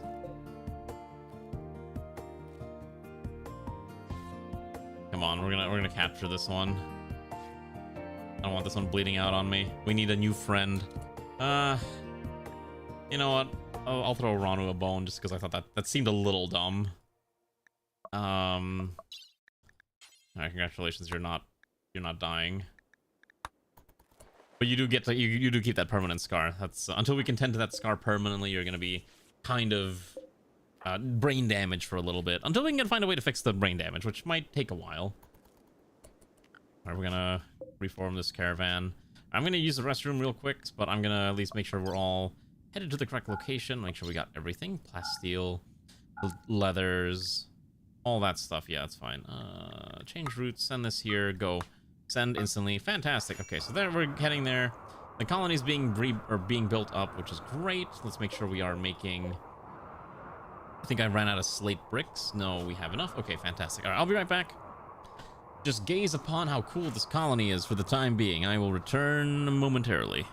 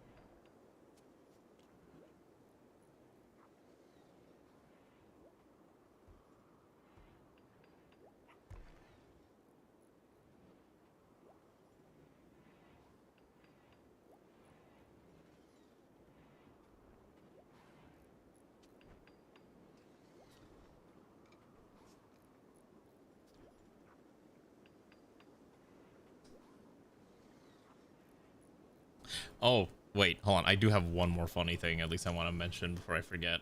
I don't know where I saw this, but did you know that you can actually buy an entire case of ramen for the same price as the Gabe Cube, which I don't know why I thought this was so funny. Maybe I have a terrible sense of humor, which is probably true. But did you know that for the price of a 1 terabyte Gabe Cube, you could buy an entire case? I'm sorry, not a case. You can buy an entire pallet of Maruchan chicken instant ramen, and this could feed you for an entire year, assuming you survive the absolute sodium bomb that this is, and the fact that there's like nothing else nutritious about this thing. You're basically you could do this. Nothing is stopping you from going on Walmart.com and ordering an entire pallet of instant noodles. Will this kill you? Probably. Don't do this. You'll end up in a chubby emu video, but at least you can say that you did it. Why anyone would do this, unless you're like running a business, is beyond me, but I think it's funny. Like, all of our pemmican is like rotting away because I've not been able to force people to eat it, and people aren't going to willingly eat pemmicans. So I think what I'm going to do for the time being is I'm going to actually allow pemmican for the time being, just so we can at least get it eaten. I used to have a mod that allowed me to kind of force people to not eat pemmican unless there was no other food available, but it seems like I don't have that mod installed anymore, which is a little annoying because I really would like to have that functionality back. Also, we gotta kill... There's so many random animals. When did we get a polar bear? There's so many like random animals just like hanging around in our colony for some reason. I have no idea where half of these have come from, and I need to stop them from continuing to eat through my food, so we're just gonna quickly kill everything. So we're gonna start executing a lot of these random critters that I have no reason of keeping. Yeah, that Mega Sloth ain't gonna do much, trust me. Alright, you bash that rat, you bash... Oh no, you bash this rabbit. Okay. Perfect, and then we're just gonna keep bashing various critters until there's no more small critters that need bashing heads in. Again, the problem is these there's so many rats and other things that are just eating their way through our colony's food supplies. Kind of annoying. Can't really do much about that. Hello, Hayashi, how are you doing, comrade? Let's repaste. Did you like the say doodle? Can't believe I've known that goober for like God, I don't know. It's been like a long time. I think like 8 years now or something along those lines. Wait. Yeah, I think something like that. Hawksby and Son are no longer... Oh, that's tragic. Thank God they revived back. Oh, right, we have a prisoner. I forgot to make a prisoner room. Yeah, sometimes I show up randomly if I ever remember that, like, oh yeah, I should probably check in here. I don't have a prison... Oh, you know what? This would make the perfect prison cell. Hold up. Hold on, this is it. This is where we're gonna dump the prisoner. That was easy enough to find. All right. So, this is a prisoner room. And I know we just got a new prisoner if I can find them. So we're just gonna quickly... No. Okay, I need Ranu to do it. All right. Take the prisoner to their bed and we will unload all of our animals and ensure that we will be fine. But yeah, I used to play a lot of Minecraft with Say and our other friend who I think most people aren't really familiar with, but we used to play a lot of modded Minecraft. And now I don't play modded Minecraft at all because modded Minecraft is a disaster to do. If you ever play modded Minecraft, I hope you're ready to suffer. We already did. We tried modded Minecraft on the server for a bit, and it was fun up to a point, but I think people got tired. I got bored of it eventually, so that's kind of why I stopped playing it. Maybe one day we'll come back to it. I still need to do something with that server. I keep saying that we'll do Zomboid whenever B42 is, you know, fully prim and proper, but I don't know how long that's going to take. It might be a while until such a functionality has been achieved. Oh, a Timberwolf is hunting Drunken Wayfarer, who is just trying to fish. I don't know what the wolf is going to try doing, but it's going to try. Okay. Bayonet charge. Yeah, I think the ratkin might be a little strong. The bayonet charge is to kill the wolf. Rano, on the other hand, is... I gotta figure out the hospital problem. I don't know why... No one likes our hospital. I've tried so hard to make this a pretty hospital, but maybe it just needs more modern fixtures. Maybe get rid of these, add proper lighting. If I shrink it down a little bit more, maybe it'll be a little better. Maybe we get rid of this giant container of fecal sludge. That might help a little bit too. How are you doing, Marksman? Welcome aboard, comrade. How are you doing? Oh yeah, speaking of other things too, one thing I've learned recently, and I don't know if I mentioned this the other day, but I think I'm gonna stop drinking Monster. I drank a little bit. I don't know if I mentioned this, but I drank some on Thursday morning as kind of like oh, I need kind of a pick-me-up because I'm so groggy and I need to wake up so I can actually function as a human being today. That was a bit of a mistake. Because for the rest of the day, I just felt like the most annoying... Oh, did I talk about this? Yeah. Yeah, I did, I was like, I'm gonna stop drinking this in the morning. If I need this, I'm gonna just drink it, like, very rarely. Because it turns out drinking it in the morning just kind of makes the body go a little cuckoo. So that's why I will not do that anymore. I don't want to die from drinking this stupid beverage. No. Sometimes you need a little bit of a caffeine pick-me-up, but I try not to drink that much of the caffeine pick-me-up like that. No, not anymore. I'm just straight up not allowed to anymore. But just a little bit, it'll be fine, right? Wasn't there a wash basin? Here we go. I feel like I'm missing another thing. I don't know if these towel racks do anything, but I'm just gonna put one here. Okay, fair enough. I guess Ray's gonna kill me if I do, so that's understandable. I'm gonna add a bath mat here. Do these merge? I guess we'll find out. Trust me, I have no intention of getting a heart attack. I try to watch how much caffeine I consume, as much as I feasibly can. I was talking to a friend the other day, and he mentioned that his daily intake of caffeine was 300 milligrams a day, and I was just shocked, quite frankly, is the only way I could describe it. I was like, how do you function drinking that much caffeine in a day? Or I guess the other question is, how does he manage to drink that much caffeine in a single day? It was absolutely insane. So I was like, I'm glad I'm not like that, because essentially, I think I mentioned this, but we have a party on over the weekend where we kind of got to pretend to be gamers from the 2000s, a big old LAN party essentially. And, you know, we were playing Halo and Call of Duty Modern Warfare 2, the original one, on like big old LAN party. Like we're talking 9v9, full 18-player lobbies, just for like hours on end. And my friend from high school decided to pull out like a big old Mountain Dew to really get the vibe going. And I was like, man, that's a lot of caffeine. And he's like, oh yeah, I gotta drink like 300 a day. I'm like, oh, you are a very crazy lad. What do you mean the pen's not enclosed? Oh shoot, hold on, I gotta move this. Can you haul this? Can you pick this up real quick? There we go. Oh my gosh. There we go. You used to do he brings home the sonography machine every week. Oh, well, don't worry. My heart is probably fine. I'm sure, maybe. I'm sure we don't need to scan my heart. My heart is very normal. I'm sure of it, probably. Oh, okay. Working in a coffee shop would do it. Yeah.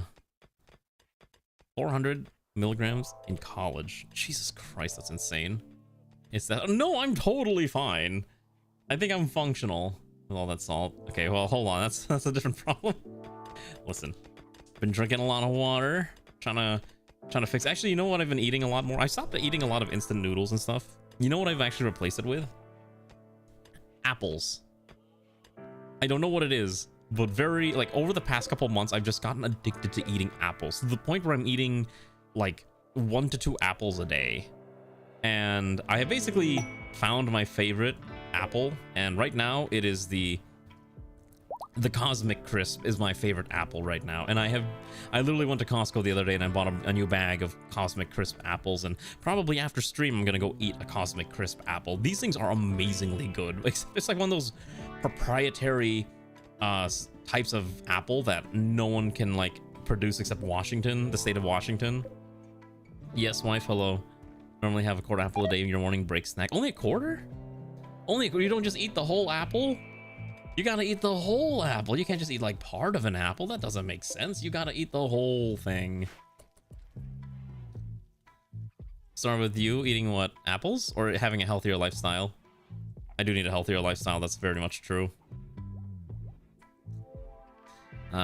Excess salt from soup, excess caffeine, I'm sure. Yeah, exactly. I'm very normal.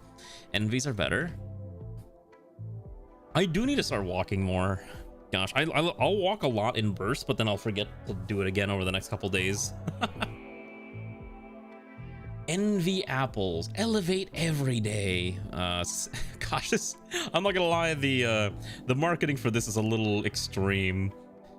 An envy apple is more than just fruit. It's a symbol of taste, refinement, and discernment.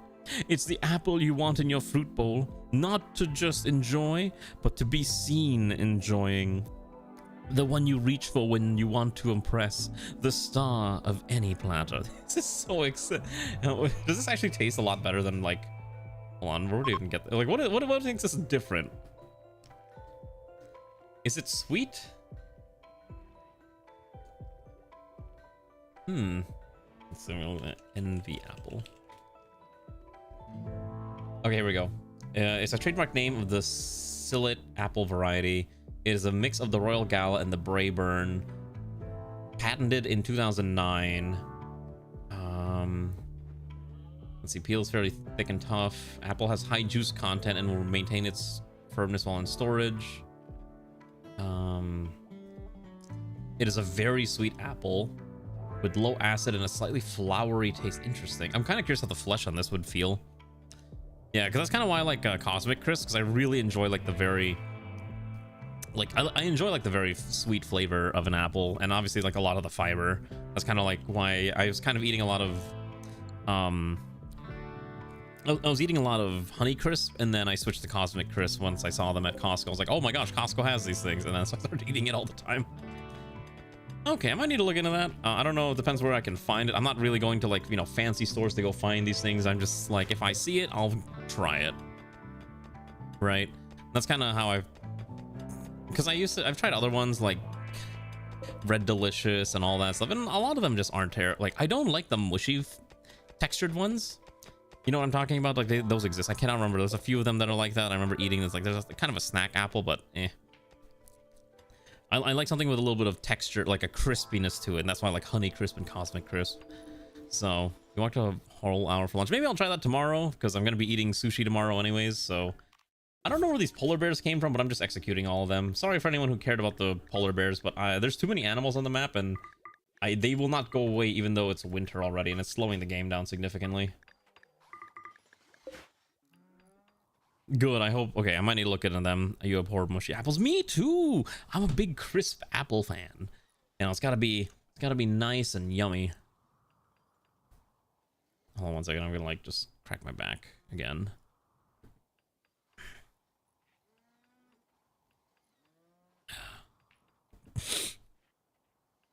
You live for the crunch. Yeah. I will say, like, the Honey Crisps do have, like, a slightly different coloration in terms of, like, the flesh that I kind of noticed, but compared to, like, the more whiter color that Honey Crisp has, but it's kind of fine. It's still fine. It's mostly just, like, a thing I kind of noticed about the visual of the product itself. Not a really big deal, but something just to keep in mind, essentially. So, I thought it was interesting. One second, I just need to check something.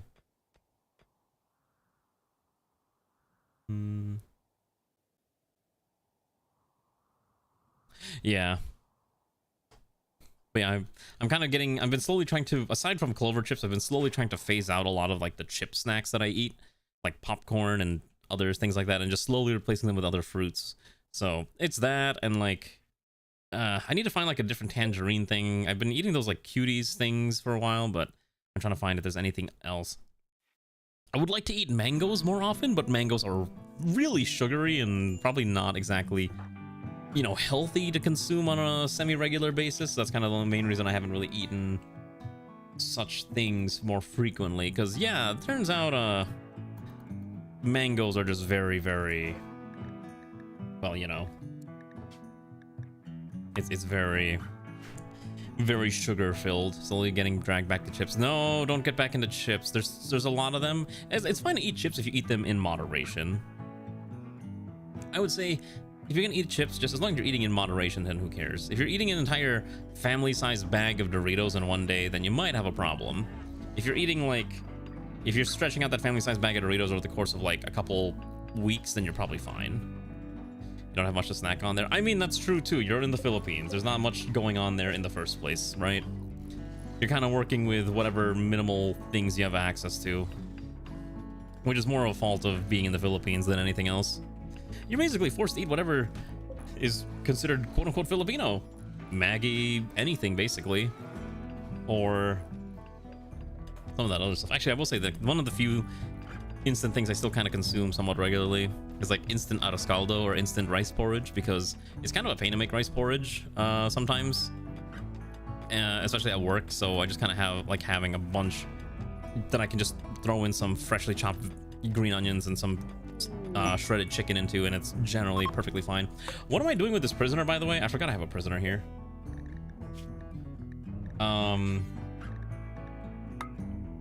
Okay. Well, let's take away her gun. Do we want to recruit this one? A captured ratkin warlord, Darren Peanut. You know what? We will try to convert you. Yes. Why don't you join us? Why don't you join us? You go to Snackers Trail, mix of pretzel sticks, love fresh fruit salad, and vegetables. That doesn't always work out. Yeah, it's kind of hard to always get fresh stuff, which I do understand. That's kind of my biggest issue too. Why don't you just make salad? You know what I actually enjoy? Hold on.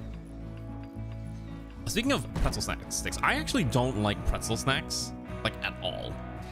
For the longest time, I didn't anyways. But I found one the other day that I really, really enjoyed. There's a company. I don't know if it's Midwestern specific, but it's called Dots. And they make a snack mix that is very much like Chex Mix essentially, but it has a much more stronger savory flavor with a slight amount of heat to it. And I had them at my friend's house the other day, and I was very surprised at how much I enjoyed them, to the point where I just kept eating it. I'm like, oh my god, this is like cocaine. They lace this stuff with crack or something.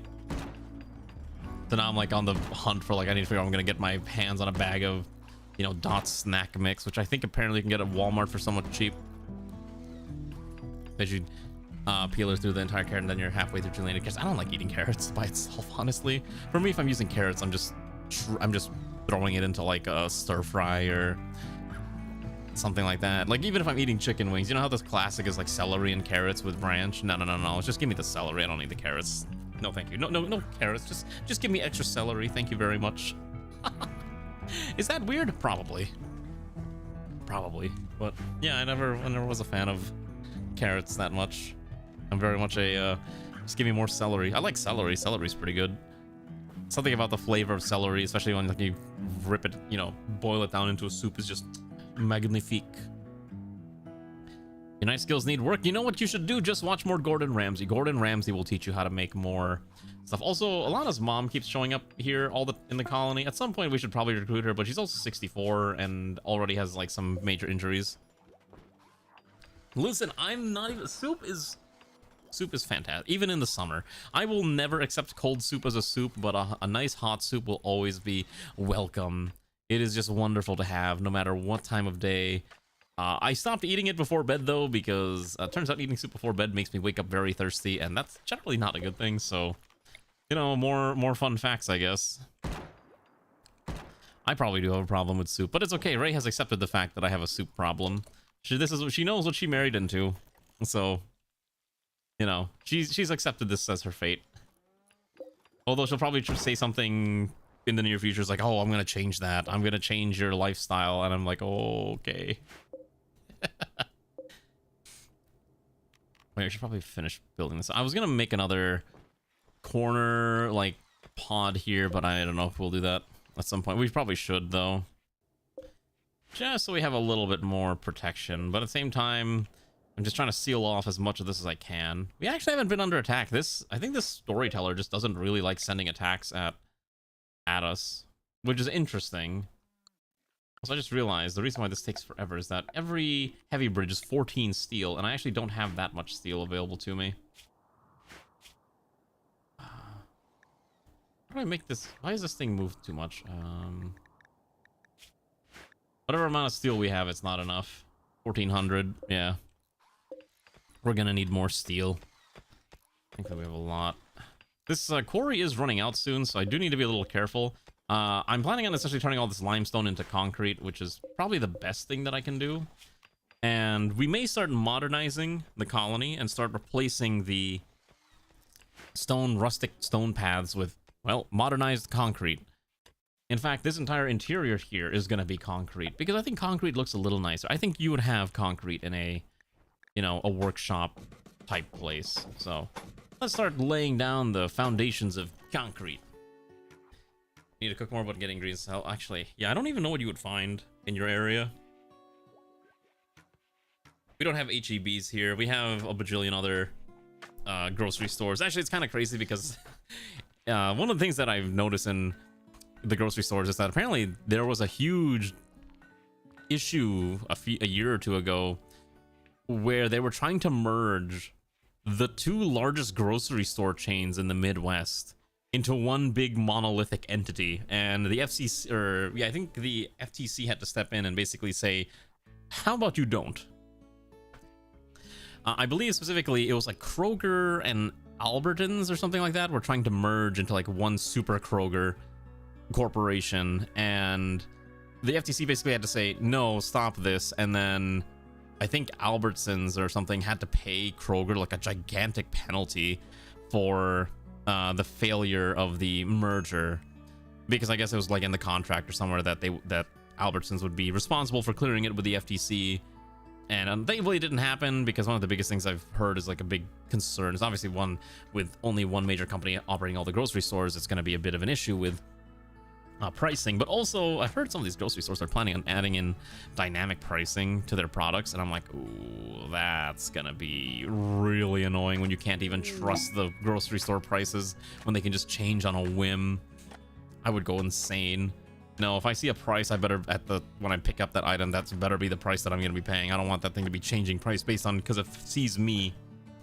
I mean, if it starts determining prices based on my face, I'm going to start wearing one of those stupid masks that hide my face. Not the face mask that protects you from COVID. I'm talking about the face mask that just reflects light back at those cameras. How dare they try to adjust the price based on my personal shopping habits? Yeah, exactly. They see me and they're like, "Oh, this person buys a lot of soup-related products. Time to increase the price of all the soup-related products." It's like, no, how dare you?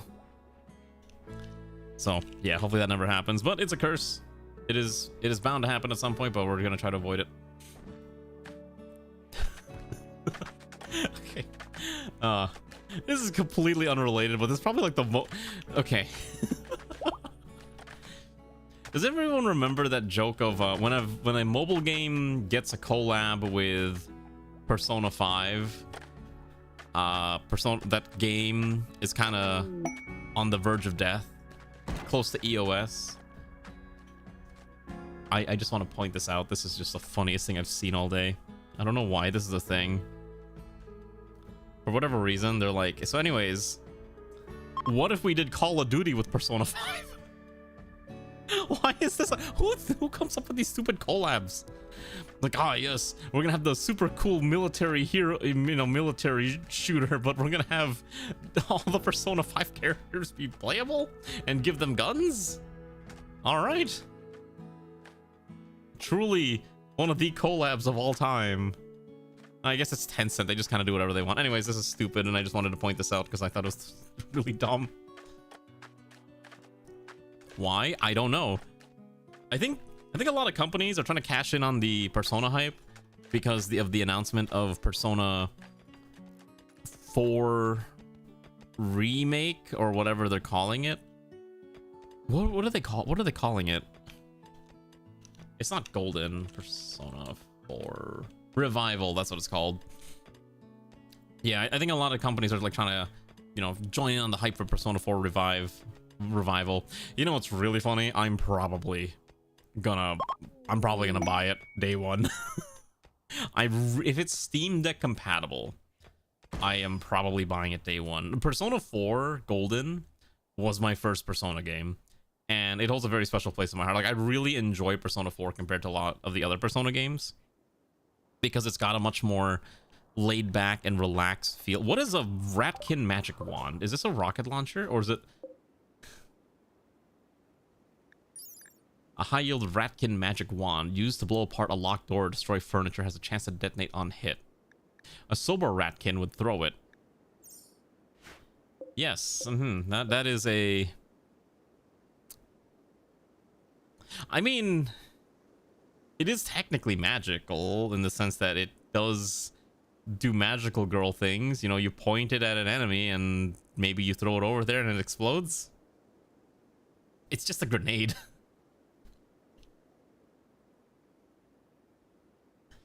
It's just... It's a potato masher. Why? Why do the ratkins have these? The ratkin have some very interesting technology. Like, it goes from cute medieval ratkins to like World War I German militarism to like, and like all the way up through I don't know what you want to call this thing, Warhammer 40k, and it is quite something. I have no idea. It's kind of cute. It's interesting if you like this type of thing, but good lord, it is all over the place. I mean, I guess I appreciate the fact that they're putting in that much effort, but it is kind of a little silly. Oh, well, they actually laid out all that concrete very quickly. Fantastic. Look at that. Look at all this concrete we have. Our beautiful workshop is ready to go. We just need to keep it toasty. Yes. I think I meant to ask you this, but if you use a gun lance, you cannot use your shield. Are you comfortable with that? They are mutually exclusive. You can't have both. Okay, cool.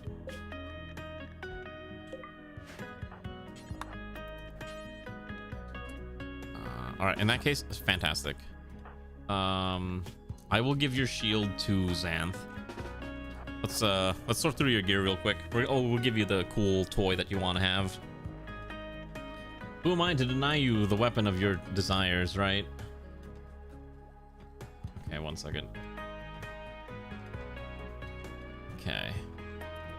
So I'm gonna have you drop the shield, and then I'm gonna have you swap to the rat. Oh, you're a brawler.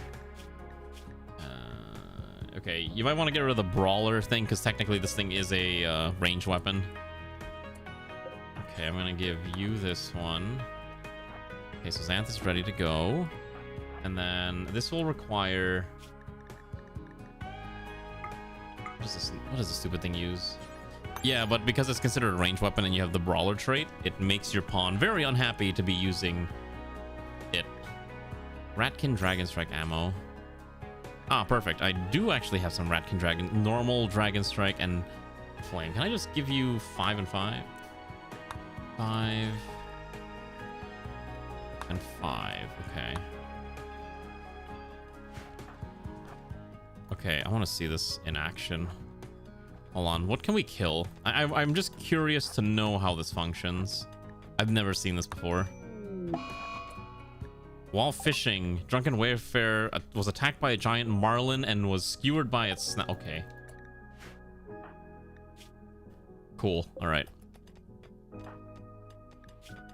Yeah, it's giving me that mood penalty. Oh, the hospitals. Okay, they're happy with the hospital now. Great, okay. Let's go kill this raccoon. So I'm gonna hit this raccoon. Okay, so you stab it, that dies quickly. What if we go over here? What is the... Oh, it is a really short range. How does this work?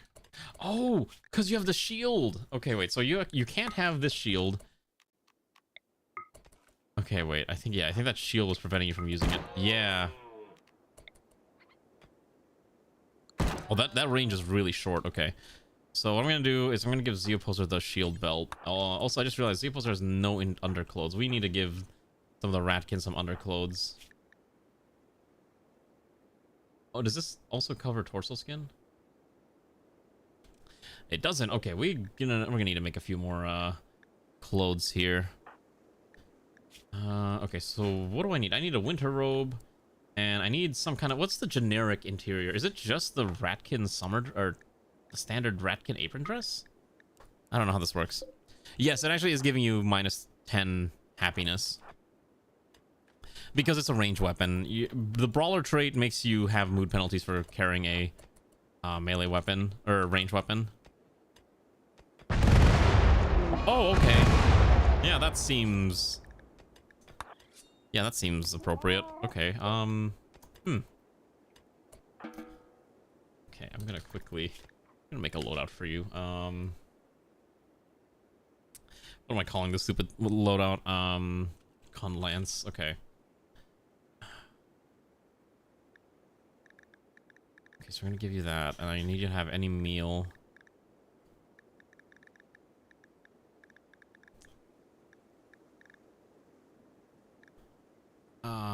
Okay, so I want you to carry at least 6. No, probably 6 and 6. You probably don't need more than that. It's primarily as a weapon, melee weapon.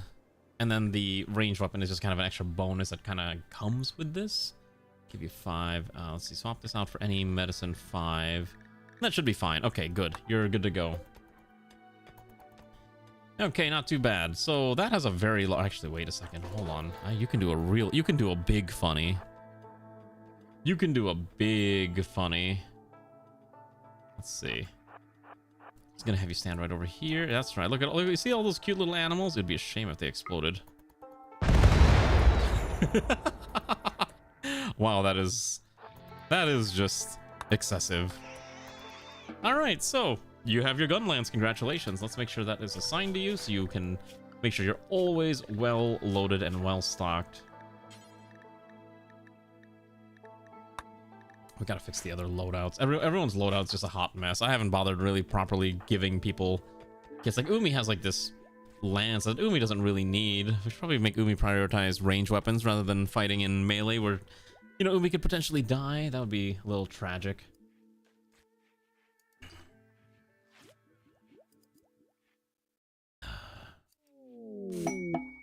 Yeah, gifted is good.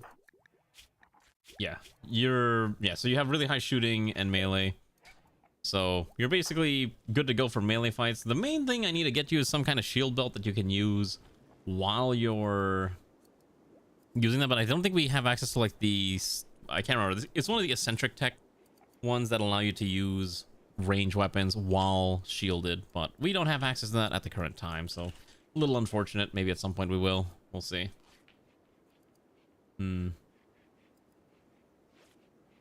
Yeah, that's kind of how we have to approach it for now, I think.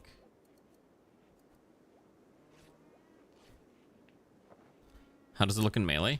Animation wise, you kind of just go up there and stab a thing. So if you want to stab maybe not one of those things. We could have you fight a dragon. That seems like a bad idea. Let's have you go smack one of the boars. Yeah, here, I'll show you in a second. You're walking up here. Walking. Yeah, you can re-queue. Don't worry. We have a new prisoner that we might try to convert at some point. We'll have to see. Come on. Yeah, there you go. You just kind of walk up and stab the thing. Well, you know, the bare bones, not really an animation. You know what I'm talking about. You know what I'm talking about. Oh my gosh, my back.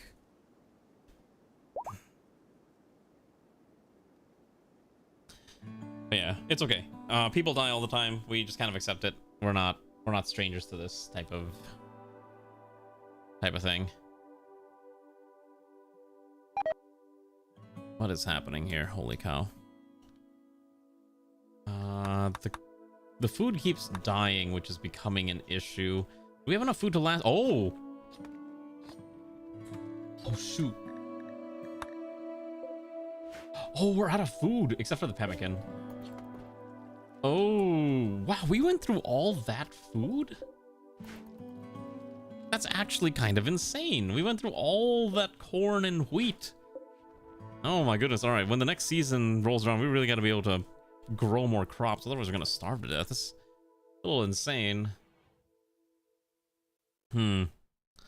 All right, why don't we... I mean, I guess we could just hunt down more animals and just, like, sell their furs off for money anyways, which is kind of what we've been doing for the most part.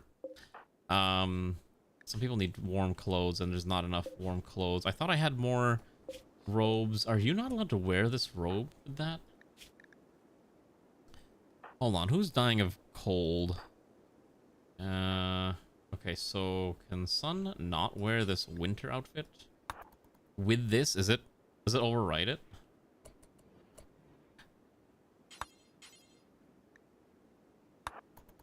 Oh, no, it's fine. I don't get it then. Why is that an issue? Okay, wait, so you're fine.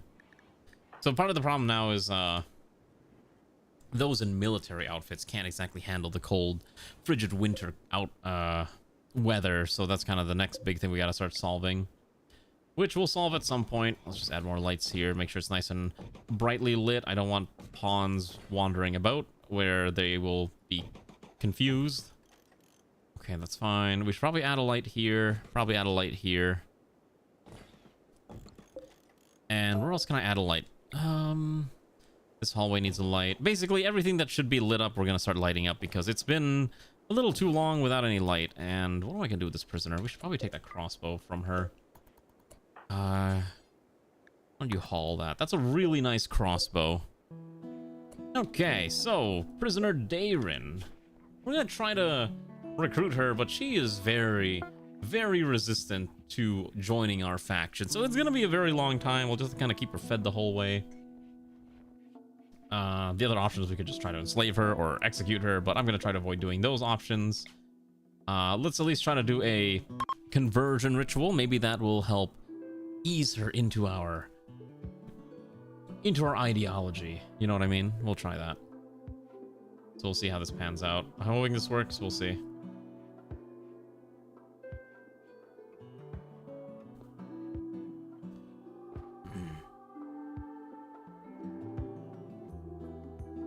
One second, I just need to check something.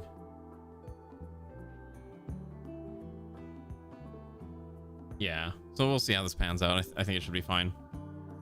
Because unfortunately, conversion again, it just takes a while for some of these things, and it's just a little rough. We work with what we got.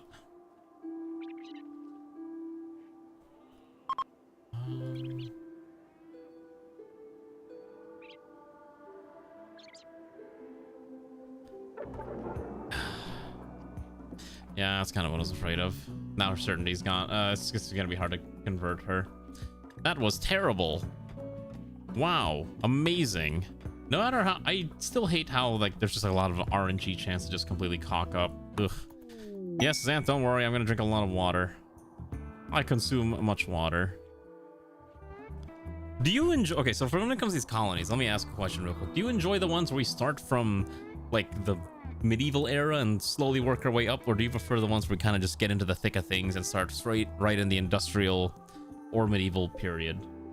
I'm just kind of curious. I mean, it's not going to change how I really do things, but I've always been wondered, what do people prefer to watch when it comes to some of that Rimworld shenanigans? Because it's a different experience each time, right? Let's just rip these apart. Rip these apart. I want to get rid of that. I'm also trying to get rid of any potential areas where enemies could try to essentially hide. So we're dismantling basically everything on the map here. This entire thing. I probably need to start adding tree or floors here. God, I don't know what to do with these booms. I wish I could get rid of the boom without them exploding. But no matter what I do, if I think I get too close, they're just going to blow up and that's going to become a nightmare. Ugh. We'll leave it be. We'll leave it be. Alright, what are we researching? So we could do explosive rounds, or we could actually do industry stuff.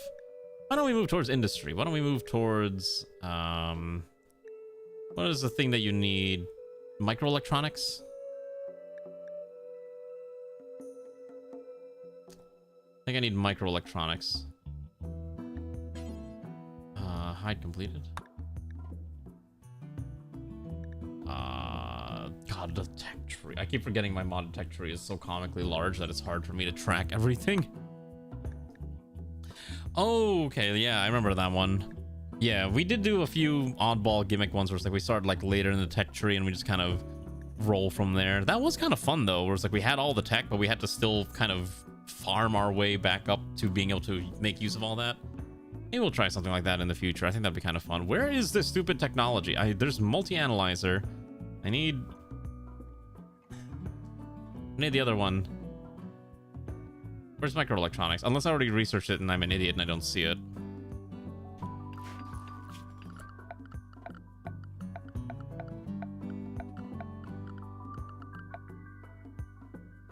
Oh. Oh, shoot. Okay. Oh, crap. This room, it's not big enough to fit this. We can fit one. We can't fit two. The ideal solution is to move the hotel out of here into its own separate building. Probably over here where the quarry is. For now, I think I'll just slap one of these down here and it should be fine, but it's not the ideal situation. This room is still really cold. Warm. Yeah, we're actually running out of food. We're telling people to eat the pemmican. We may need to start making simple meals out of the smoked meats, which is pretty good. We're gonna suspend this. I don't want to stop smoking meats for the time being. Just grab all this meat, make sure that's inside, and then we'll just keep committing hunting crimes on killing everything that we can get our bloody hands on. There's a small animal like that. Maybe we kill that too. Fire at the boom rat. What's it gonna do? Explode? Fire at it again. There we go. I feel like if you finish off a boom rat, you probably shouldn't have it explode, but maybe that's just my opinion. No, you go over there, you're gonna die. Shoot at it. There we go.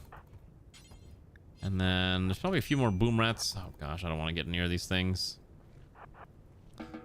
Yeah. All right, how much longer do we have to hold this? Okay, so we did the raised monument. She's probably happy now, so that's probably one less oddball thing to worry about.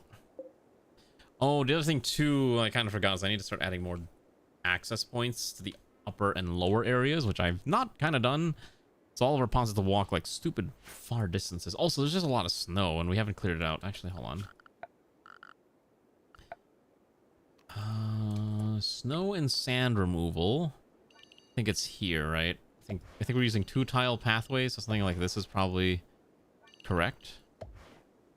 Let's make sure this is cleared from any snow. Wait.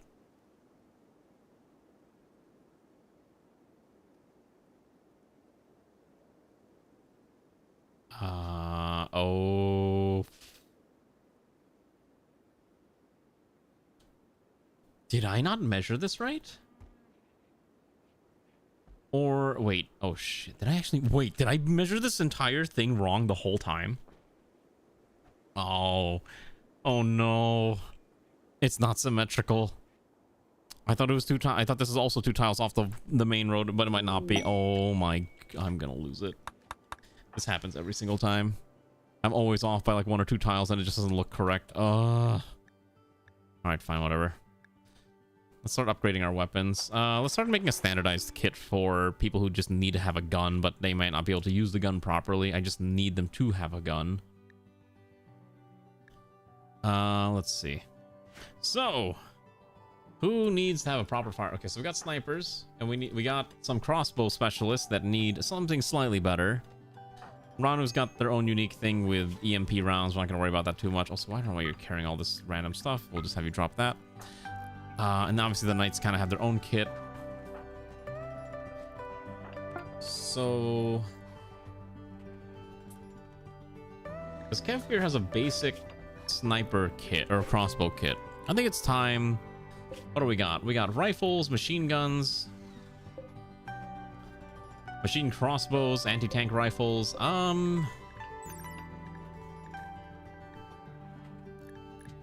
I think we'll give... Okay, hold on.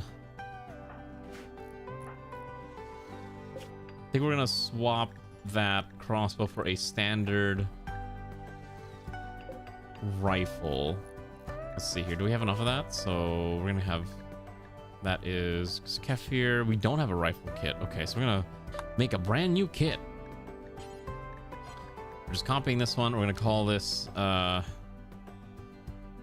Rifle ratkin.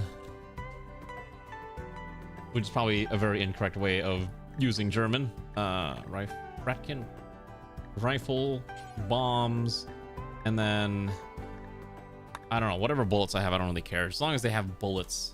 50. No, I carry 100. Every soldier 100 bullets. That's more than people ever get when they play something like, what was that other stupid game that I used to play? Foxhole. Is Foxhole still alive? Every time, actually, I'm kind of curious to see. Foxhole concurrent. Every time I think about like, oh, I should play some Foxhole, and then I'm like, man, is this game dying? Because every time I hear people talk about Foxhole, they're like, the game is dying. It's like, is it really? Is it really? Apparently it had a big player surge in February. And then otherwise it's just been consistent. Oh, it doesn't seem that bad. Yeah, it doesn't seem like it's dying. I don't know why everyone says it's dying. I don't know. I've just been looking for other things to play because I've been playing a lot of Battlefield and Forza, and everything that's just been of interest is either something that's not out yet or something that I don't want to spend money on. Like, obviously, I'll probably end up getting the game that I streamed on Thursday, which was Iron Nest. I'll probably get Iron Nest proper. I'm gonna see if he'll just beat this Mega Sloth to death. I'm pretty sure he can do it. Come on. Yes, stun lock it. Kill it. Ah, perfect. All right, now we have Mega Sloth for dinner. So I didn't get to try too many other things from the Next Fest. I think there was a few city builders I wanted to try out, but I kind of got lazy and I ultimately didn't end up playing any of them, which was a little sad. Hello, Ziri, how are you? Fair and balanced mod content, indeed. Don't you love it when your rats can just bash an enemy's head in and they just explode without any repercussions? Totally normal. Totally fair. Wait, what? Darren is walking in a psychotic state because they were wearing leather clothing. Wait, what? How does that matter? Wait, what? What is her ideology? Gnostic perfection. Pain is virtue. Vegan insectoid supremacy. Wait. So her ideology prevents her from... doesn't like her wearing leather gear, but here she is wearing leather gear. You know what? Let's just... maybe we just strip this ratkin down to all of her clothes. And then... I don't know if I can... Is there a way to give a ratkin specific gear? Is that a thing? Oh, you can force targets to wear clothes. Okay, fantastic. We're gonna just force target to wear this apron, I think. Yeah, I'm glad that's an option. Hello, Ziri. How are you doing? Okay, there we go. So we can do that, and we can haul the rest of this out of here. That's our products now, comrade. Okay, there we go. So you can at least customize the outfits of your prisoners. Excellent. Oh, so I forgot this room is very cold. We may need to fix that. We probably need another one of these radiators here ASAP. So let's just make sure that is being built. We'll order the overworked rabbit to do that. Oh, okay. To be fair, I think in previous years when there was a Next Fest, the creators actually did get rid of their demos. I actually seen that happen a couple times. They're just like, yo, yeah, Next Fest is over. Demos are gone. Sorry. Let's see. The most played one... Oh my gosh, there's a... Wait. They had a demo for a Sword Art Online game. Wow. I can't believe they're still making Sword Art Online games. I can't believe it's 2026 and we still don't have full dive technology where I can immerse myself in my full dive MMORPGs and get trapped into a video game for 2 years and hope that the medical system keeps me alive long enough for me to become the hero and finish the game. Oh yeah, they made a new one apparently. There's a new one called The Echoes of Aincrad, and thankfully in this one, you're not playing as Kirito. Yeah, for once, it's like, oh yeah, customize your own character and then just try to beat the 100 floors. I'm like, wow, they're actually doing that? I don't know if you actually have to go through 100 floors. It'd be kind of nice, but realistically, they're probably not going to do that. It'd be very interesting. What else is coming out? Yeah, Dustfront I need to try out. There's not really anything else here that I saw other than some city builders and some other stuff. God, if I have to see the words player-driven survival crafter, if I have to see the words survival crafter sandbox open world again, I'm gonna lose it.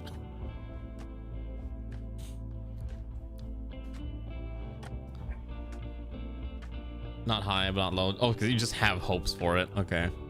Is it winter? It isn't. It is in fact winter right now. It is quite cold, and we have a single person here that we're trying to keep fed with hardtack, which thankfully is vegetarian. Unless hardtack is suddenly not vegetarian, in which case I would be very, very confused. If they add gacha to my full dive VR MMOs, I'm gonna lose it. Why would that ever be a thing? That makes zero sense. Completely. Oh yeah, I mean, we typically go through about 2 quadrums per stream right now, which is a fairly decent amount. It's not that bad. I don't know, I've just mostly been playing Slay the Spire. The other thing. Oh, that's right, Slay the Spire 2 finally got updated for to have workshop support. The first thing I downloaded, anime mods. I'm not even joking. The first thing I started looking for was Toho mods. And there's so many anime mods that even have like live 2D pet the character animations. I'm like, who comes up with this? And I appreciate the amount of effort that they're putting into this nonsense. Truly, we live in the era of high quality anime mods, and it should be well regarded. Including the Mesogaki Regent mods. It's so fun to use. Probably the most SAO game. PSO2 or oh, got it. The thing is, I don't really play. I tried playing one of the other SAO games. Which one did I play? It was the GGO one, and I am forgetting the name of it. Fatal Bullet. Yeah, I played it, and then I just never played it much. Because it was, I don't know, it was one of those weird games where apparently like the game speed and logic was entirely predicated by how much your FPS you were feeding it. So if you were playing at 60 or 120 FPS, the game actually was moving too fast. Because I think the game was intended to run at 30 FPS, and I'm like, oh, okay. I didn't believe that was still a thing in, you know, the year of our Lord 2026. Hi, Garm, how are you? Exactly. Toho mods for Slay the Spire are very, really, really good, and they're really, really well done. Slay the Spire has like a really big Chinese community, and so because of that, there's a ton of just Chinese mods that are Toho, and they have like, you know, Google translated English translations, but it's generally enough to play the class as long as you understand general Slay the Spire logic. But then you also have like the anime mods that are like, oh, here's the Necro Binder, but now it's called the Neko Binder, where they turned, like, I feel like I've described this. I'll just show you real quick what I'm talking about. So you all know the Necro Binder from Slay the Spire, right? They're like a skeleton, spooky, necromancer character. They look like this. Look at that. Look at the Necro Binder. Oh, a lich. Look at the version that the modders have made. Now it's the Neko Binder. Except these people are like so dedicated to it. They have full animations and everything, which is insanely good. Because of course, it's like what happens to like every game that East Asia gets their hands on, becomes like super popular, whether it's Darkest Dungeon or Slay the Spire. There's always going to be anime mods, and I am the target audience for these things. I am not ashamed to say that. Why is Bashi starving? What happened to Bashi? Oh shoot, I forgot to set Bashi to unrestricted. What the heck? Bashi, you have food. Go eat the food. There's kibble. Why was Bashi not eating kibble? There we go. I'm surprised Bashi didn't starve this whole time. But yeah.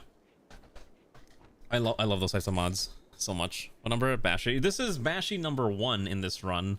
Bashi has surprisingly managed to not explode, and I plan on keeping it that way. Also, I forgot to switch Kefir to the rifle rat. We're also going to swap one of the other goobers to the rifle rat. I think Avriel should also switch to a sniper or rifle rat kit. And I need to make sure we have enough bullets for this thing. This is using 795 ratkin. We don't have 795 ratkin, so we need to make 795 ratkin. I think we'll just use... What the heck is a flechette round? I think we'll use standard. Don't think I need the specialty rounds.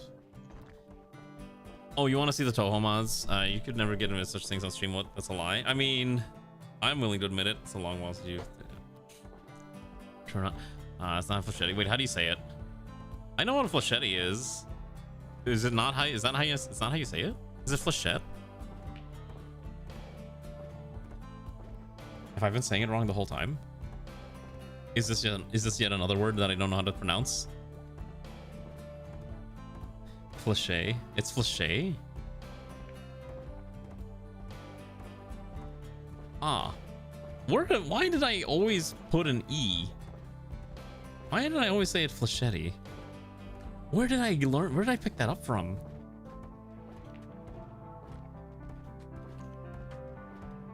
Well, there is an E at the end. That's probably why. Yeah, there's an E at the end of it. That's probably why I pronounce it like flechette when it's, I guess, flechette or fleche. Okay, so I'm not crazy. It's just more I didn't know how to pronounce it correctly. Flechette. Flechette rounds. All right, Google. Let's see how you pronounce. Okay. Let's see how it's pronounced. Fléchette. Fléchette. All right, fléchette rounds. Fléchette. Fléchette rounds. Got it. It's fléchette. Fléchette. Okay, the French continue to ruin their premier proper prime language of English with their funny pronunciations and spellings. Yeah, it's very much a French word. Yeah. Okay, what am I researching? I'm trying to do microelectronics, I think. Multi-analyzer is probably what we need, and then we'll go to deep drilling next. Okay, the other thing too, to answer the question about Toho mods, in case you want to see the Toho mods, all you gotta do is start browsing the Slay the Spire 2 workshop. You've got, hold on. Yeah, you got Toho Marissa with, a lot of these are actually like ports from the Slay the Spire 1 workshop. I actually played this one. This was actually one of my favorite ones.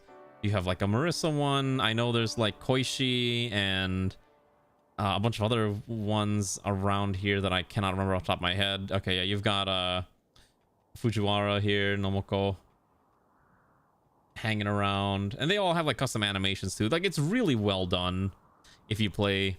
Yeah, there's Limbus Company too. Like, there's a lot. Just literally people will just make. There's League of Legends ones I've seen as well. Obviously a lot of Genshin and Fate also. It is everywhere. And obviously a lot of the anime mods here, like, oh, you can have anime silent, which I don't know why, but you can. Hopefully this art is not going to get me in trouble. Yeah, one of the biggest issues that I did notice with some of the mods here is that, especially for the newer ones, it's kind of hard to tell if the art is AI or not, and that was kind of like my biggest issue. And I think a lot of them are using some of them are using AI art, but it's really hard to tell nowadays because some of the art is like really small. You gotta go through the goon to find the. I mean, you can find whatever you want. You can find it in here, especially if you're into Toho. It's every Toho is just in here, right? And basically, yeah, basically, if you enjoy a certain property, if it's popular in China, it'll probably be on here. That's all I can say. I saw a lot of League of Legends ones too. Oh yeah, and the funniest one that I saw was it turns the ancients into like pettable anime waifu characters too, which was like the silliest one. Like, if you want to know, like, okay, let's Orobus, right? So Orobus, from Slay the Spire 2, STS2, right? So they took this little, you know, one-eyed gremlin who's very gremlin-y, and then this person decided, what if we made it, you know, an anime girl? And same thing with like all these other ones, like, oh, this is Teskatara, and then if you take a look at what Teskatara looks like, Teskatara,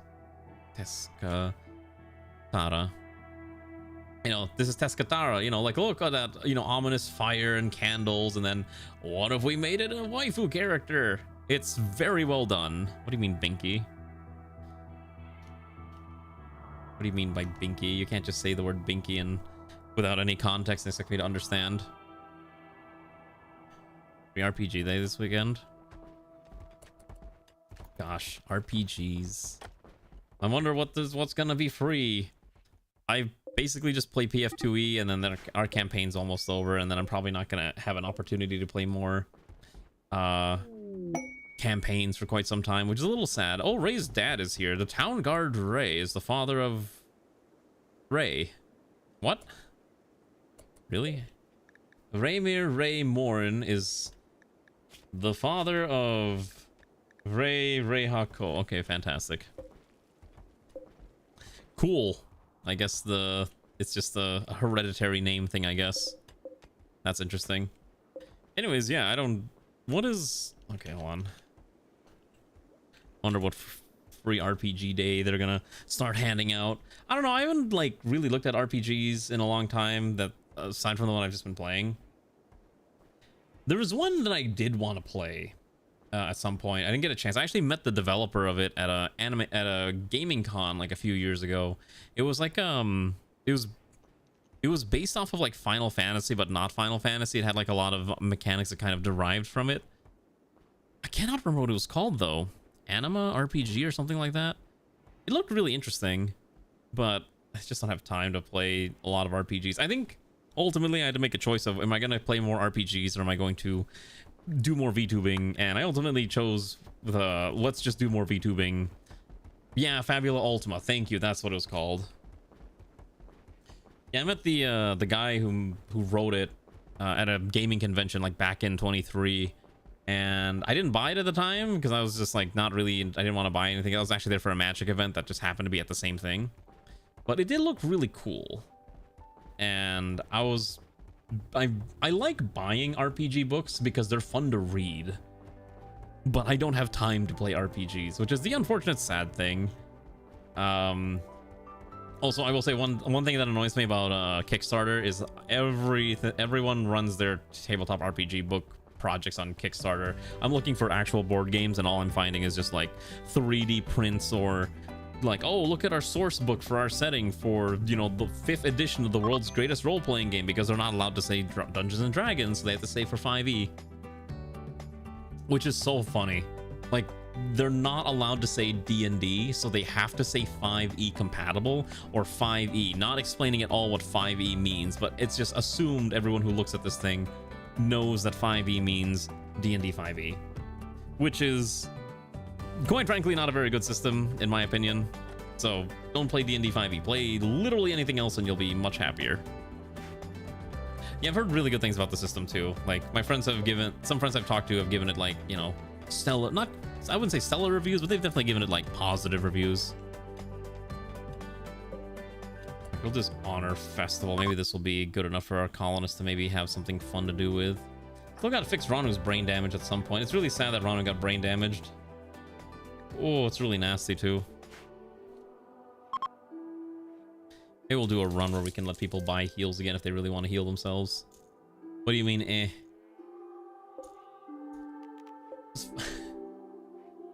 Oh, trust me. No matter what edition is, there's always that someone's gonna hate it.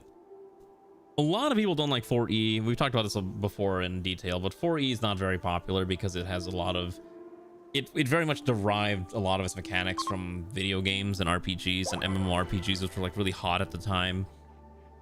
And also trying to like minimize some of like the more excessive bookkeeping and trying to also kind of scale the power level down so that everyone is kind of on the same page. Because if you're not familiar, there's a common trope in tabletop RPG talk, like, you know, linear caster or linear marshals and quadratic casters, where basically the power level of a melee guy, like, Bob the Barbarian can only do so much that he on his turn, swinging an axe and maybe jumping around and flying around like a wuxia character. Meanwhile, Marvin the Mage is probably, or Marvin the Wizard is probably casting Time Stop and rewriting the very reality that you exist in by saying a few words. So it's things like that, where they wanted to try to compress the power level down. People just hated it took too much from MMOs and RPGs. Yeah, I think a lot of people, like, people who were used to 3E didn't like it, but people who were kind of new to it were probably a lot more open to trying it, is kind of how I saw it as. When I was in high school, I had a friend who actually really wanted to get us into trying D&D, and then just no one ever, like, wanted else to play it. Like, we kept talking about playing D&D, and then it just never did. And I'm like, wow, this sucks. I wanted to really play D&D. Breaking Rogue Trader with new DLC augments. Oh, trust me, you're not the only one. One of my other friends is doing the same thing too. He's playing a lot of Rogue Trader and just breaking it in half. How are you doing, Swordsman? I think 4E was fine. I remember reading it, but ultimately I didn't get to play it. I basically went from 3.5 to Pathfinder 1E to 5E to Pathfinder 2E, and then there's a bit of Savage Worlds mixed in there. I ran a Savage Worlds campaign, and it was actually one of my favorite things I've ever done. But it was very much anime based. This is probably to no surprise, but if I run a D&D campaign, it is incredibly anime based. Like there's going to be a lot of, maybe not even necessarily references, but a lot of mechanics kind of just derived from concepts that you would find in anime, because that's just kind of how I operate. Like a lot of my favorite fiction is basically just weed stuff. You know, just comic because of Demigod's rules. Yeah, if you're playing Demigod rules, that's probably what would do it. I played a lot of very keeping it quote unquote not, I won't say realistic, but at least keeping it on the some semblance of normalcy, I guess. Also, I need to put some floors in here. I feel like our colony growth speed is beginning to slow down, which is a little unfortunate. I do need to see if I can accelerate our growth again. I think part of the problem is the game's tick rate has dropped down like 130, and I cannot make it go any faster. Too many animals. Like, there's just this random mega sloth here that we should probably go murder. Yeah, I should probably kill this thing, shouldn't we? Alright, Xanth, you can go beat that up. I actually have Seapulsar join you. Have these two just go on a merry adventure and start slapping things. Also, just because, you know, having plus 16 is totally normal and savage. It is very much the antithesis of normal, considering especially like how you're only supposed to reach numbers that high with, oh, you know, the power of what's the bloody term I'm thinking of here? Exploding dice. Yeah. Are we killing these things? Oh, our poop is, oh, we're full of poop already. All right, I guess we should probably the problem is the septic tank can't clean out fast. Oh my gosh, Zeepos actually took some damage. I'm kind of impressed this Mega Sloth actually got through that armor. Impressive. Amazing. 10 out of 10. All right, we'll keep expanding this. God, I need to hire more. Okay, what's Kefir doing? Kefir is primarily a researcher. Okay, who else is designated to hunt? Airman Joker. Okay, so Garm is the primary hunter. Drunken Wayfarer should also probably do hunting. If there's no art to be done, I want him hunting. Also, I want this to be prioritizing bed rest if you're dying or sick. Someone is already starving because I'm not paying attention. Who's starving? Oh, I guess Kefir was working 24/7. Oh, I see the problem. Yeah, there we go. There's an issue with like the whole like how weapons and stuff are stored, which is kind of annoying. Also having prison wounds to melee damage. I can't say I've ever done that. When I played Savage Worlds, we played Deadlands, which is the whole, you know, what if Wild West America, but you also have like all the magic stuff was real, like Indian or Native American like ritual magic is real. We are running out of food quickly. I need to start allowing simple meals again. And kebabs. We gotta start making food out of this. And it was a fun setting. I enjoy it. But the campaign I ran, if anyone ever... I've talked about Hidano Aria before, right? It's one of my favorite anime properties, anime franchises, even though it's probably one of the stupidest things you'll probably ever watch. I think the best way I can conceptually describe it is that what if every main character is a descendant of a major historical figure and some not so historical figures, and then they have powers that are kind of based around that history, and also the main character just gets is like kind of like a typical anime protagonist until he gets horny, then he becomes like some super powered Giga Chad who will seduce any woman that he comes across. It's so funny. It's so stupid, but it's fun. And obviously it's got your plethora of characters of every archetype, whether you want the yandere or the tsundere or the kudere or the whatever else you could possibly imagine. It's all there. And for whatever reason, this like novel series is still ongoing, despite the fact that it's been God knows how long. Hidano Aria should have had multiple seasons of anime, but it only got one. I will never forgive them for giving us only one season of Hidano Aria, despite the fact that this thing is at 44 volumes of a light novel. I will never forgive the Japanese for this. Give me more Hidanoriya anime. Meanwhile, things like Jujutsu Kaisen gets season 4, or whatever isekai slop is getting another season. Oh, but my disgusting harem slop adventure, Academy of Adventure won't. Oh shoot, the ratkin are... Oh, the ratkin are attacking. Uh-oh. Alright, let's get the knights over here. Alright, we must be prepared to stop these interlopers from ruining our day. Hopefully this person can get out of there quickly. Sir, madam, please, you need to all leave immediately. The other rifleman. Oh, look at that. Oh no, they're attacking our guest. No, how? Oh, they have a flamethrower. Oh shoot. Oh no. Uh-oh. Oh shoot. This is bad. This is very, very bad. Why did I take the crown, by the way? Okay. Kefir, you have a gun. Where's the other knights? Oh, they're still on their way. They're not here yet. Xanth is fighting. Riston is fighting. Okay. You gotta quickly rescue this man.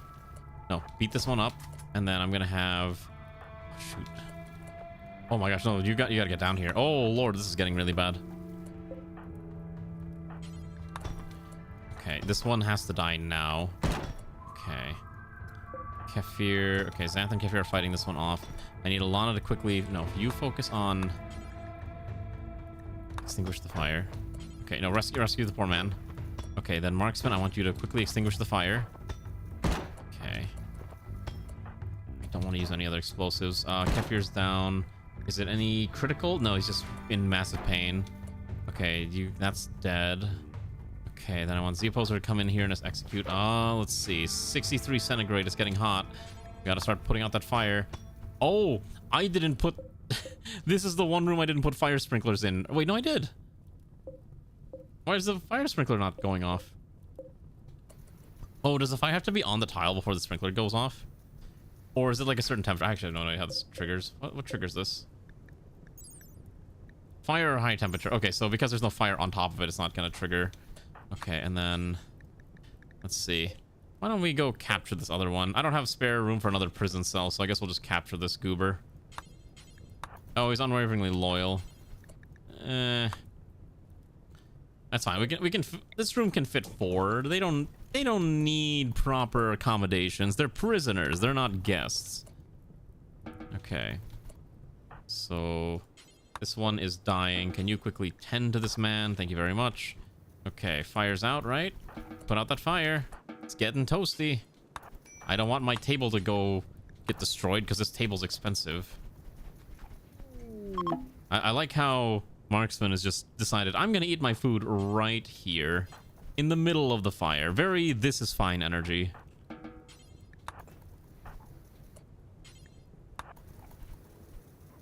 Oh my god, it just never ends. It just never ends. The fire's just...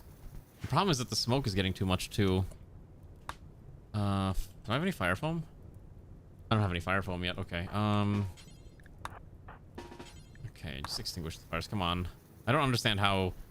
Like, okay, come on. We're getting there. Come on. Come on, beat that fire out. Come on.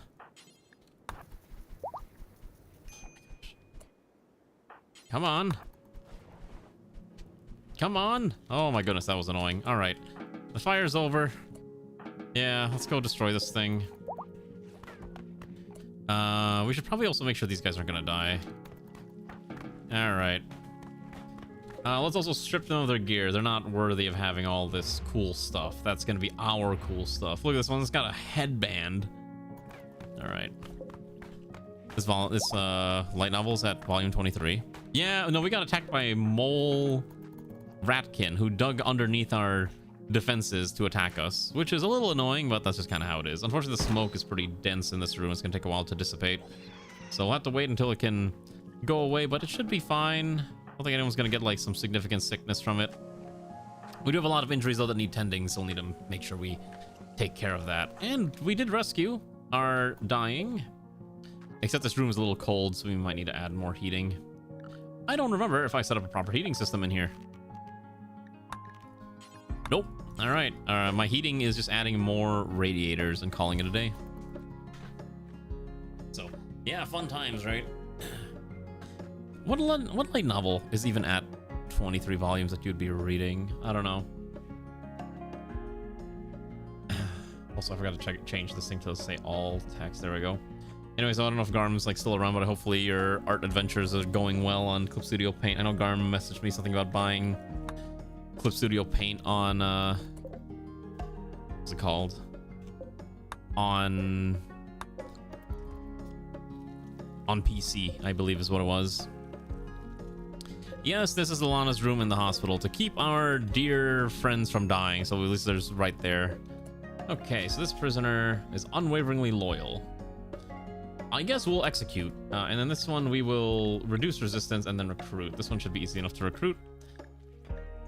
Yeah, that should be fine. Although she doesn't have a hand anymore, so that's okay too. Let's do an execution. I love a good execution in the morning. Really keeps the keeps us going. All right, which one are we executing? Which is the unwaveringly loyal goober?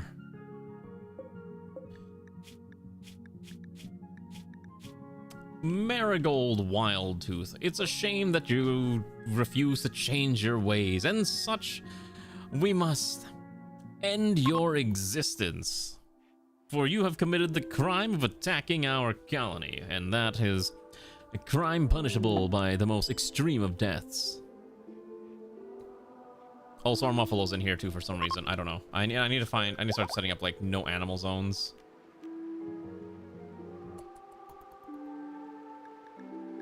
Yeah, I don't want animals in here or in here. Or mounts should not be in those areas.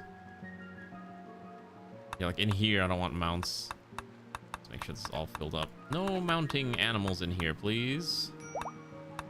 You have an animal that needs to be mounted, bring them outside. There we go, that's probably fine. Okay. Alright, the execution was satisfying.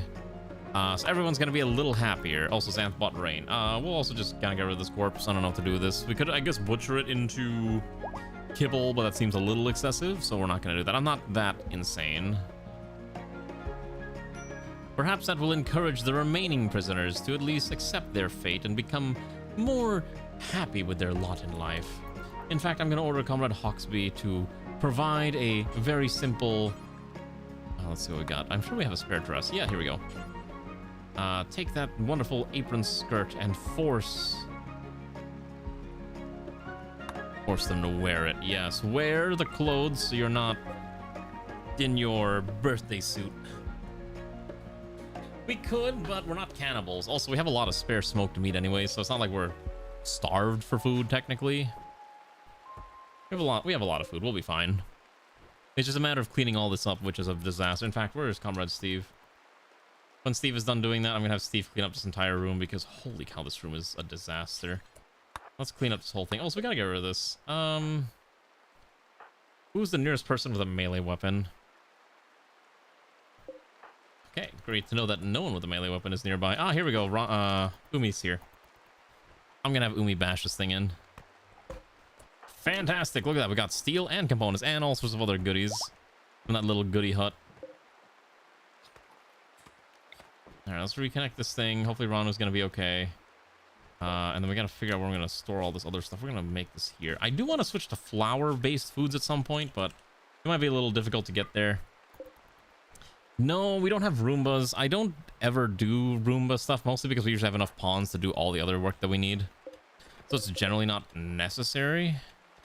There's just so many animals on the map. Oh my gosh. I wish it would stop spawning these birds. I know the birds are fun, but man, it's a little excessive. Okay, actually. Oh my gosh, I just realized Airman Joker has that mask. Oh my gosh, she's like... This is a war criminal in the making. Stick bomb... Yeah, stick bombs and other things. Actually, wait, we should have higher end weapons now. Are we the baddies? No, it's the enemies who are the baddies. Remember, we're the good guys. Remember, history's written by the victors and all that jazz, so if I say we're the good guys, then by all intents and purposes, we are the good guys. Okay? Remember that.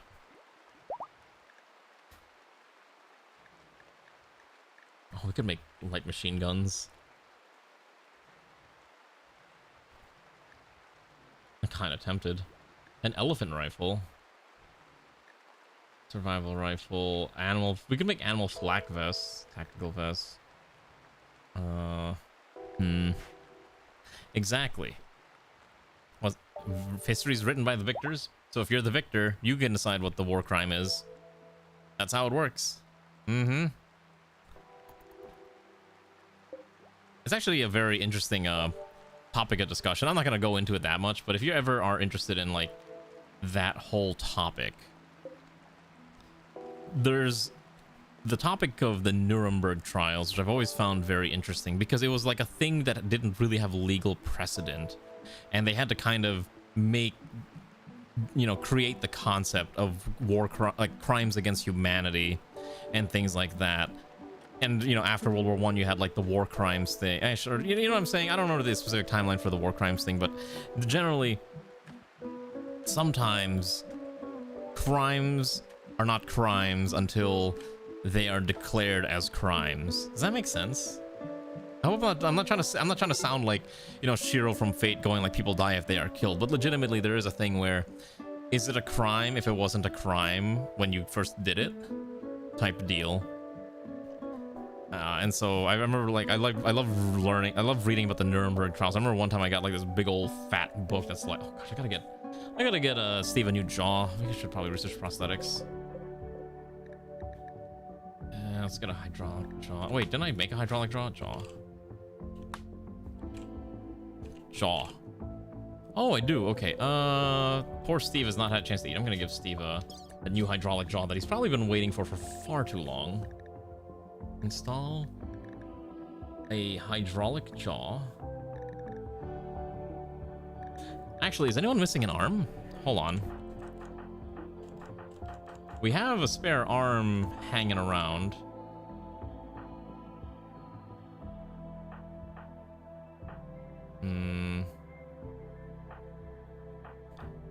Sun's eyes are both mangled. Zan has a really painful injury on that right arm. No one's really missing any part. Yeah, no, it doesn't seem like anyone's really missing anything that we need to replace it immediately, so it's probably fine to just keep rolling along with this. But I need to clean this entire thing. I noticed the entire colony is just like a mess, and we don't really have a lot of dedicated cleaners. I could enslave. Can you recruit enslaved pawns, or is that not a thing? Hold on. I can. That's why I never enslave them. Rimworld, can you recruit enslaved prisoners? You can.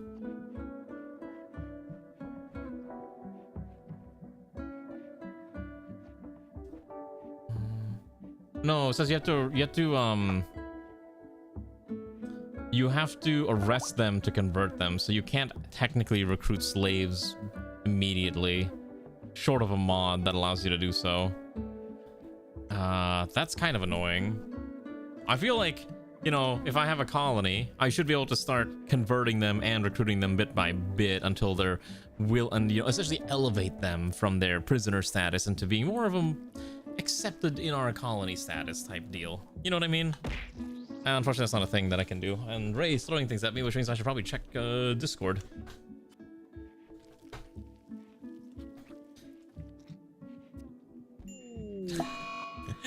I'm so sorry, Ray. I can't believe that happened to you. Oh my gosh, Hawksby failed to install a hydraulic jaw. Really? And he's dying. Is anyone tending?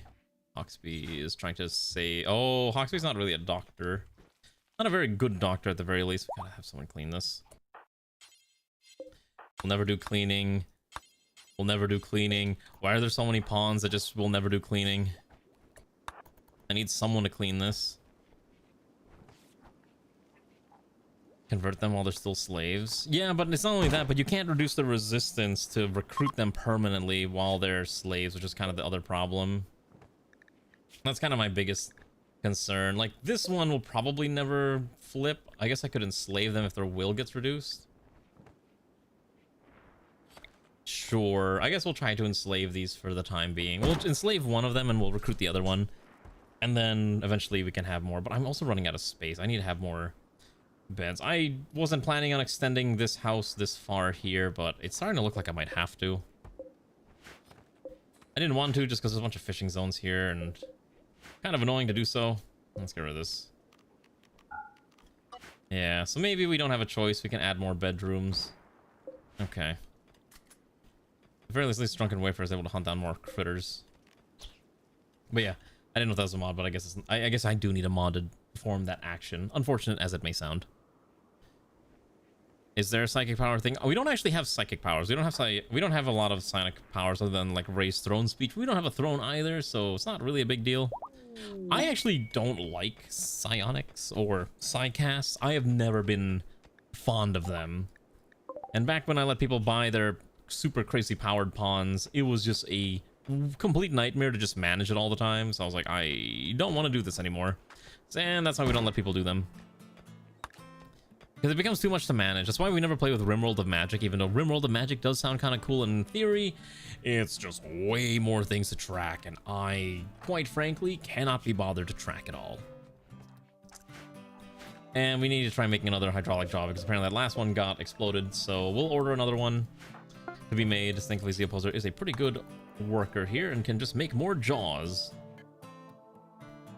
Yes, sirree. We may need to make this room a little warmer. Ooh, okay, yeah. I was hoping to not have to do this, but I was trying to avoid adding more temperature stuff, but we don't have a choice here. Okay. Thankfully, I should be able to just fit these in the back, but I don't know if it's going to be enough to heat up this whole room because it's really big. We gotta have the heating pipe, like, okay, let's not do that. There we go. Okay, that should be fine. So we'll have a big old heating pipe and we should be okay. This quarry has done a lot of work, but it's almost empty. And once this is empty, we're gonna, I think, build the guest room hotel here. So then I can convert this into the full research lab. Is it a lot to handle? Probably, but it should be fine. It doesn't seem like it would be that difficult to do, assuming we just kind of, you know, keep up with it. Wouldn't you agree? And then I need to start expanding this crop field just a little bit as well. And then we should be able to grow more crops soon. I would like to drain this lake.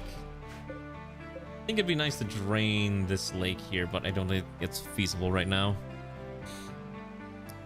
Oh my gosh, I'm getting tired too. Anyways, oh, I forgot. Real quick before I forget, schedule stuff. Again, no stream tomorrow.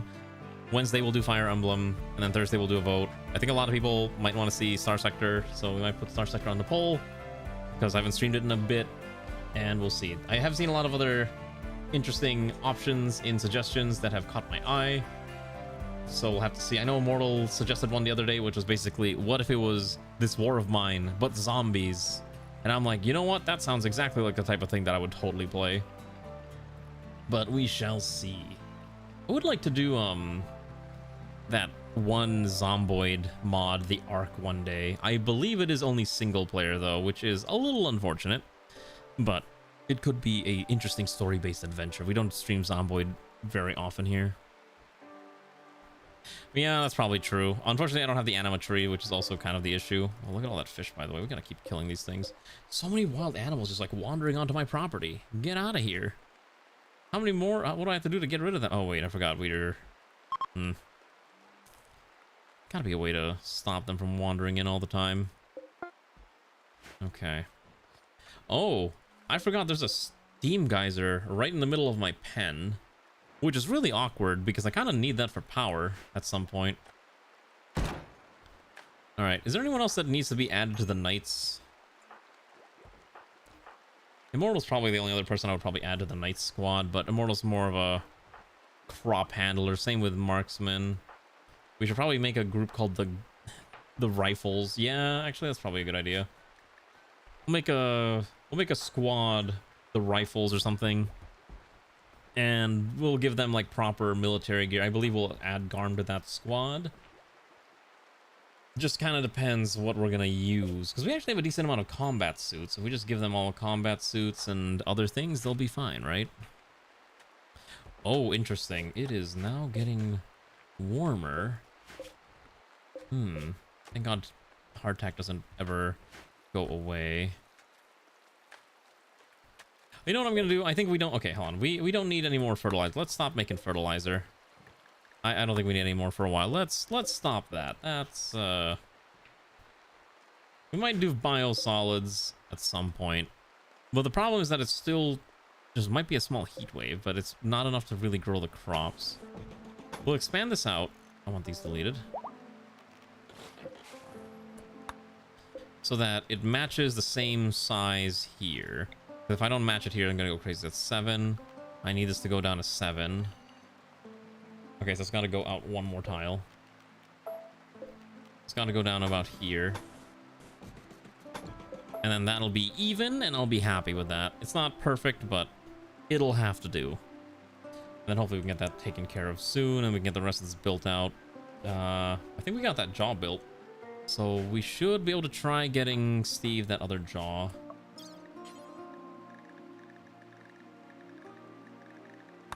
And this time, I'm going to order one specific person to do this who is very good at doing medical surgeries and is not going to completely fail and whiff this, right?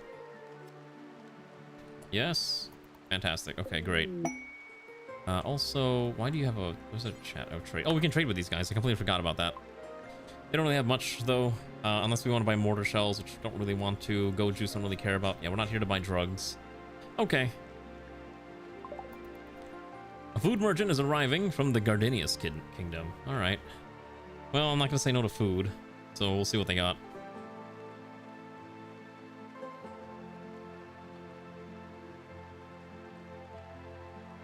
Yeah, that'll be fine. Let's see here. I can't believe this colony's already at like its 6th stream. I don't know how long we're going to run this, but I do want to see if we can get to Spacer.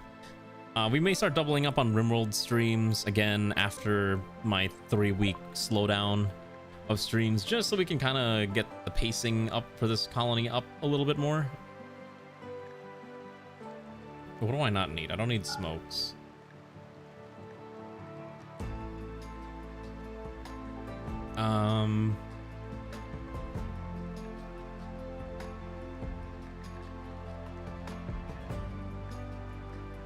Is there anything here I actually don't need or I want? They don't actually have anything I want. I guess the meals would probably be the most. The lavish meals would probably be worth it. Oh, that's really expensive. Holy moly. But I can sell the true dragon leather for most of it back. And then I could buy their stack of beans. Yeah, I think I actually just buy the lavish meals, but I don't sell all that. I think we sell like maybe half of this. 130 is probably fine. Oh, let's do 110. Yeah, me and the boys at 3 a.m. looking for beans. I actually do like eating beans. Beans are delicious. I still think one of my favorite things to eat if I ever get a chance. I don't get to eat it very often because it's kind of like a massive pain to find.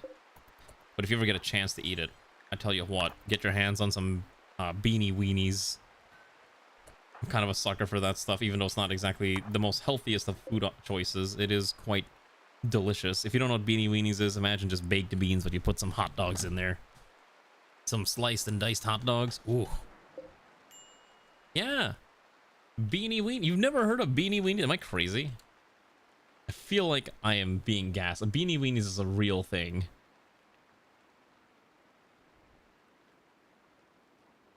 Okay, so I need you to haul these foods, not eat them right there.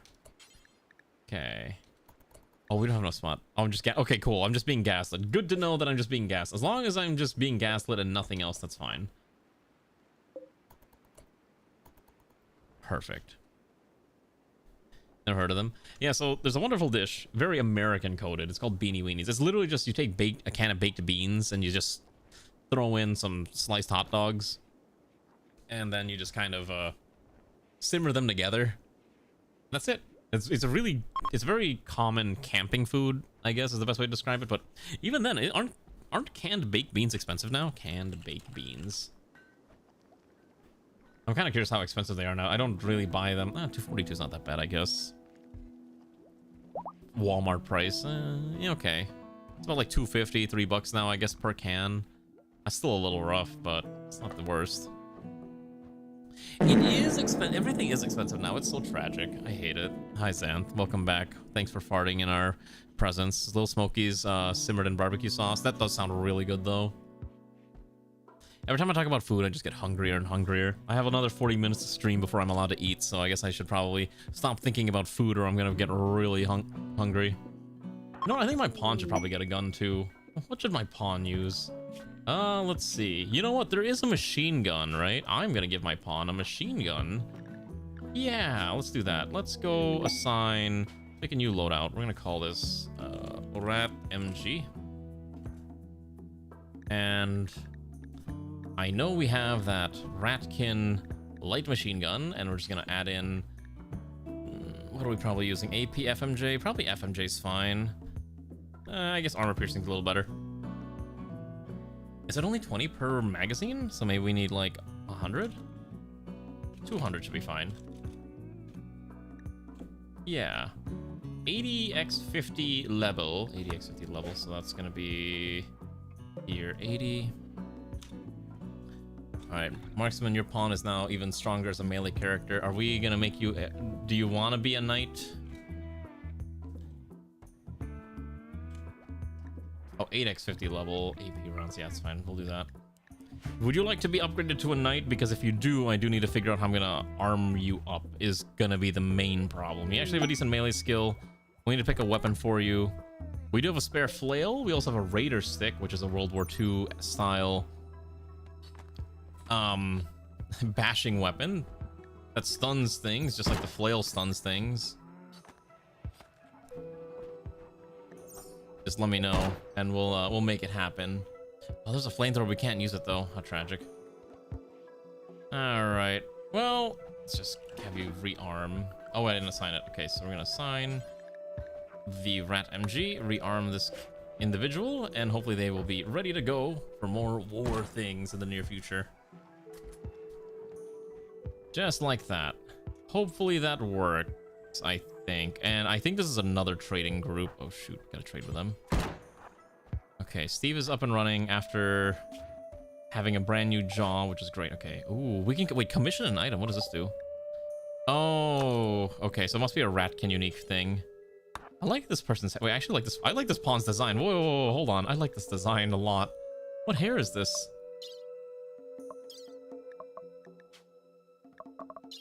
What hair is this? Is this eccentric? I think this might be eccentric. Hold on. Or it might not be. Maybe I'm crazy. I don't know which one. Oh, no, it's not. Long hairy. Okay, got it. I like this character design. I can see why people draw their ratkins a lot. It is kind of adorable looking at the different outfits. Also, look at that giant hamster. I think Ray would want me to get a giant hamster if I could find one. Alright, let's see what they got. Yeah, it looks like a gloomy hair. Could I buy one of these? I can't buy the giant hamster. No! We're not allowed to buy it. Tragic. Okay, sell the dragon leather. Whoa, we could buy a sentience catalyst, sure.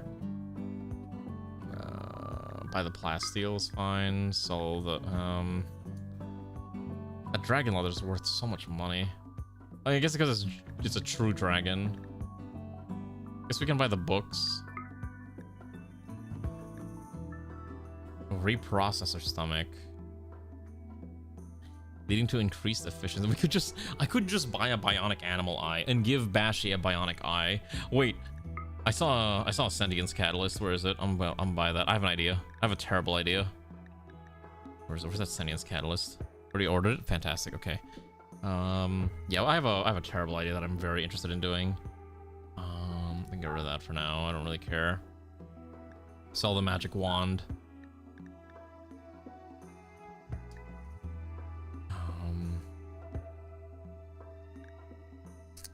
What else can I buy from these people?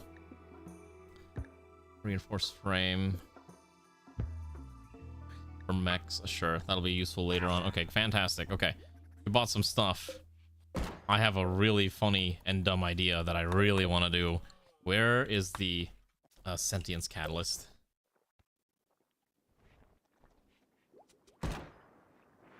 Where is it?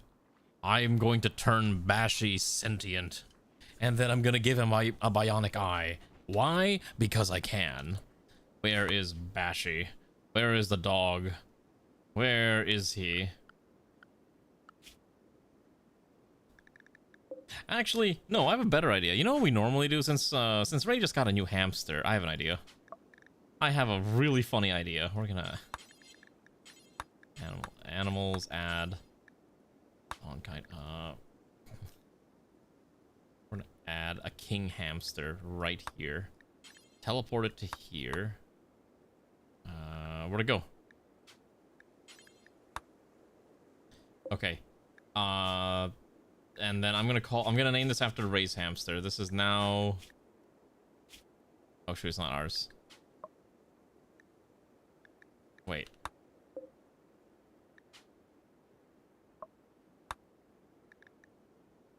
Recruit, okay. How do I make this mine?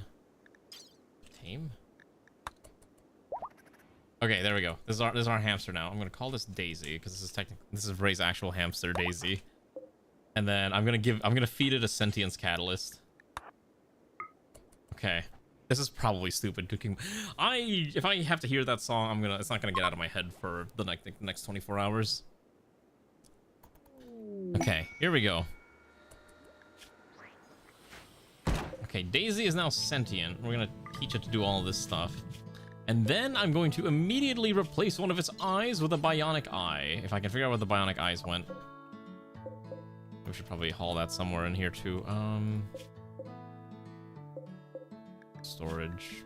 Manufactured. No, I don't know where they're being stored. Item. Bionic. Okay, artificial animal body parts go there too. Is the song you play in your house? I know it is. I've been to your house in 14. We literally share houses. Your house is it just screams Final Fantasy coded. Or, sorry, Moogle coded. Okay, let's do... Need to add a bit more of the flooring here so we can actually grow crops in this plowed soil there. Fantastic. Yeah, the pulse. I don't think I like the pulse version that much, honestly. What's the community going from King Mog to Commissar Yarrick? What do you mean? Yeah, exactly. Listen, I have the opportunity to do funny things. I'm gonna do the funny thing. So that's why we're going to go to Daisy. Speaking of which, I need to make sure Daisy gets trained. Daisy doesn't have a master. Okay. Let's see. It's gonna take a bit of time to train Daisy, but once we get that going, Daisy's gonna become a big, strong hamster. Among other things. You mean the other things like my wonderful voice that is just truly one of a kind and one of the greatest things one could listen to while doing day-to-day work? Can I add this stupid eye yet? Can I not? Do I have to remove the eye first? Actually, I think that's how it works, right? In Rimworld, you can't add animal parts unless you remove the part itself. So, yeah, I think we have no choice. We're gonna go to Daisy. Where's Daisy? This is not a nice thing to do, but I have to do this. Daisy, it's time to remove one of your eyeballs. We're gonna remove the, we'll remove the right one. Oh, wait. Oh, it might not be the right size. Wait, you're right. Hold on. Fits all animals. Oh yeah, it might not actually be compatible with ADS. That's a good question. Let's go check mod options. So I think it's a ratkin animal. Huh. I guess it might not be compatible. Because I think it should be... let's see if I go here. Yeah, okay, wow. I guess it's not compatible with... this hamster's not compatible. That's unfortunate. That's actually really tragic. It would have been nice to be able to install this robotic eyeball onto this little critter. Well, that's a shame. Yeah, actually, that's a good idea. Wait, I can just do this here. Add headif bionic eye. And then we're just going to add it to the right eye. All right, there we go. Daisy now has a bionic eye, and then we'll just destroy the other one. Oh, it's just... Oh, okay, hold on. Okay, we'll go here. here. Let's try this one.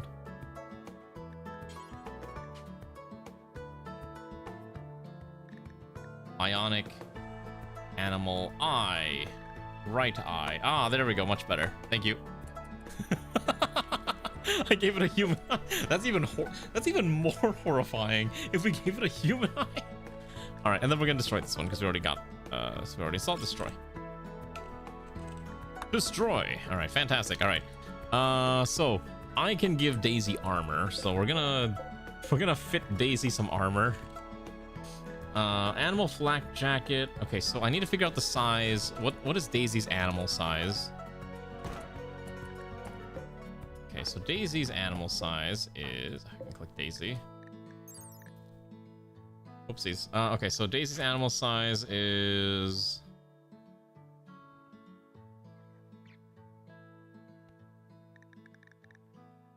Am I blind? Pack animal, growth time meat. What the heck? What is the size of this? What is the size of this creature?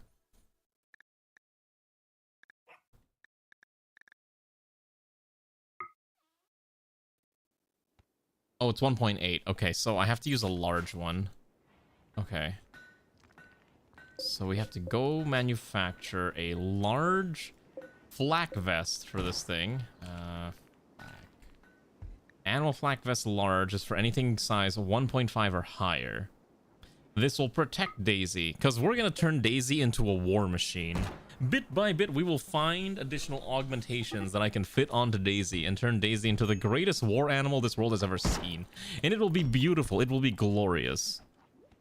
Worry not. I will make sure Daisy becomes a prim and proper war machine, able to fend off even the most deadly of foes. Why? Because we can. And also, I thought it'd be funny. Actually, you know what we should do? We should probably start growing fruits. It came to my attention that fruit growing might not be a bad idea either. Since this is no longer necessary, we're going to get rid of this monument. This thing's ugly and just in the way. So let's first, before I forget, we're going to remove the roof. If I don't do this, we're going to die. So let's get rid of the roof first, then we'll dismantle this thing. And then I would like to turn some area into a, like a nice little, that's what I'm thinking of, like a nice little grove, essentially. I'd like to have like a little plant grove here where we grow fruit trees that will take some seasons to bloom, but that'll be fine. And then these guys are gonna grow up. Also, Havel, I'm gonna give Havel a shield. Havel can have this really cool Ratkin Guardian shield. It's probably not necessary, but it's kind of cool. The other two already have some high-end shields. Might as well give Havel one too. Havel might be upgraded to a knight. Maybe not, just because Havel's really smart, and maybe smart people shouldn't be on the front lines like that, but it is an option to consider. There we go, dismantle that. So we're not building anything at the moment. Beautiful, and once that's done, let's order deconstruction, get this out of here. And let's also strip the floors out. Okay, so once this is done, we're going to turn this into a tree grove, and then obviously we're going to start growing crops as well, since now this is all expanded upon. Beautiful. I love to see it.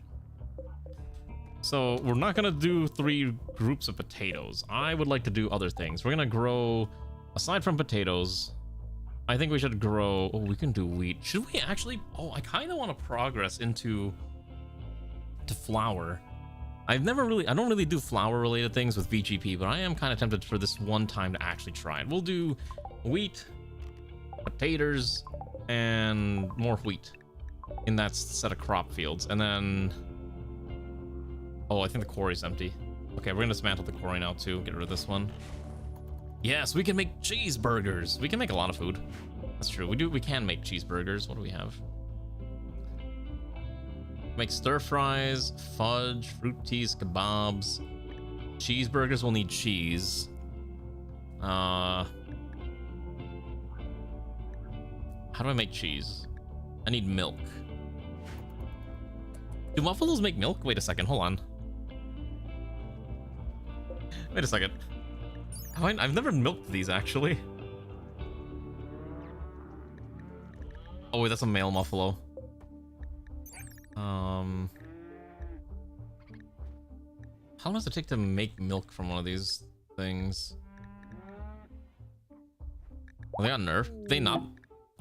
Do they not make milk anymore?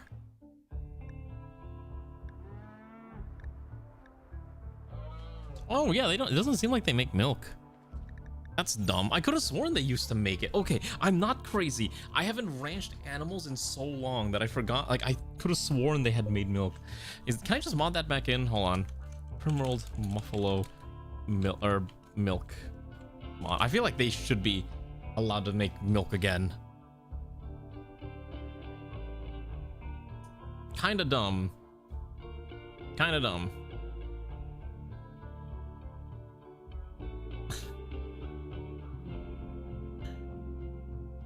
I just want to say, I pulled up the Milkable Muffalo mod on the Steam Workshop.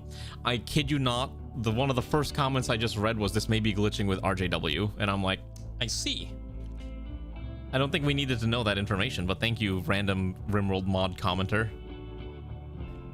Oh, I guess they are. I mean, yeah, that's true, but I mean, considering how I normally play, I don't think being overpowered is a real concern of mine. I think I don't particularly care about overpoweredness that much. Yeah, I'm probably like one of the people who care the least. Can you stop cleaning sand? Can you clean this entire thing, please? I don't know why Steve wants to clean that. There's so much more that need cleaning. So much more important things. There you go. Yes. Actually, you know what I should be doing, since I just realized I have access to this? I have access to trash bins. I think we're gonna start adding random trash bins where I feel like they're appropriate. I don't really know what's the purpose of this, other than it looks kind of nice. Put like a nice trash bin like right here by the crop fields. That'll be fine. It's aesthetically, it doesn't really do. It's just there to, it just exists, but it's mostly there to just auto clean in the area around it. I don't really want to use the small bins because they don't look really nice. Maybe putting one in the kitchen's probably the most that I would do. Like, put one here, right? Because you would have a kitchen. You'd have trash in your kitchen, like that. I can't rip through the food fast enough either. That's so annoying. Ugh. I'm trying. Alright, let me use the restroom real quick. We are almost near end session. Okay. I'll be right back. Since this is all being automated anyways, it should be fine.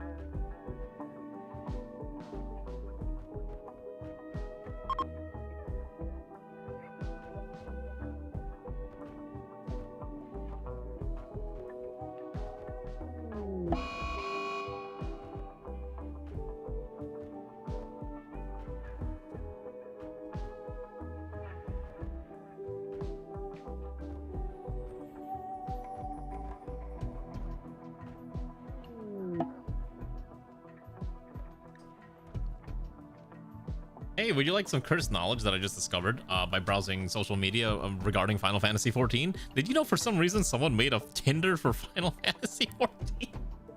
Who makes this? Someone made an actual mod where you have to fill out a profile and you can match with other people who have made their own profile in Final Fantasy 14 for this nonsense. Why can't the Final Fantasy 14 community be somewhat normal? That's hello, Space Case. How are you? I don't think you have a pawn here, and not in this timeline. You gotta wait until we recruit one of these goobers. Thankfully, they are kind of on the verge of flipping over soon to our side, bit by bit. But yeah, certainly, so for whatever reason, someone decided, what if we just made Final Fantasy 14 Tinder, and then they built it as a full-fledged mod that you have to use only inside of Final Fantasy 14. I've never really paid much attention to Final Fantasy 14 mods that much, and I kind of just occasionally take a look at what's going on in the modding community, because I just kind of keep it very simple to just like stuff that I can use to edit my house. But some of these people have apparently gone far and beyond what I thought was possible, and I've learned about things like, oh shoot, that meteor is very convenient. That's a steel meteor, thank you. Okay, so because of the weather now in game, we're gonna quickly slap out a few projects. Namely, we're gonna start adding in our very own tree grove here. I don't really know how to make this look pretty, so I'm just gonna make a flat growing zone like this, and then I'm just gonna turn off the vision, and then I'm gonna make this grow. Let's see, what fruits do we want? What fruits do rats eat? Peaches? I could grow raspberry bushes. Wait, how many different wheats do I have? Oh, geez, I have a lot of wheats. Could also just grow trees. I think we grow... You know what? I like apples. We're gonna grow apple trees. I'm sorry. I'm an apple person. So anyways, yeah. I don't know what it is with Final Fantasy 14 players and just like trying to remain normal, but it just seems a little cursed that we're just having all this nonsense coming around 14. I'm waiting for the day Yoshi P decides that he's gonna slap the Final Fantasy 14 community for, you know what? You're all degenerates. None of you are with God. You must all be punished for your sins, and just completely ban mods outright for everyone. That'll be an interesting day when it ultimately happens. Pretty much any berry. Ah, okay. Got it. Oh, we need mounting spots. Okay, so what I need to do, and I just realized, is that for animals we need to put mounting spots. Essentially, that's where, let's see, it'll essentially pen the animals here in the mount spots if they're about to enter somewhere where they should not have an animal. Okay, but yeah, interesting. I did not think about the berries. I don't really know much about rats in the first place. Okay. Slowly but surely, they are slowly converting to our needs. Oh, I know what I forgot to do. I should have added a ideology spot outside here, so we can do this fiesta. There we go. That'll be nice. You can't buy a pawn in this one. It's one of those you gotta wait until we have a spare pawn, and there's like 9 other people on the queue right now, so you gotta get randomized and get lucky. The game hasn't been lucky enough. The game hasn't been kind enough to give us more pawns.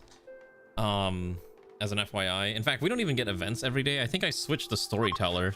The previous storytellers I was using were giving us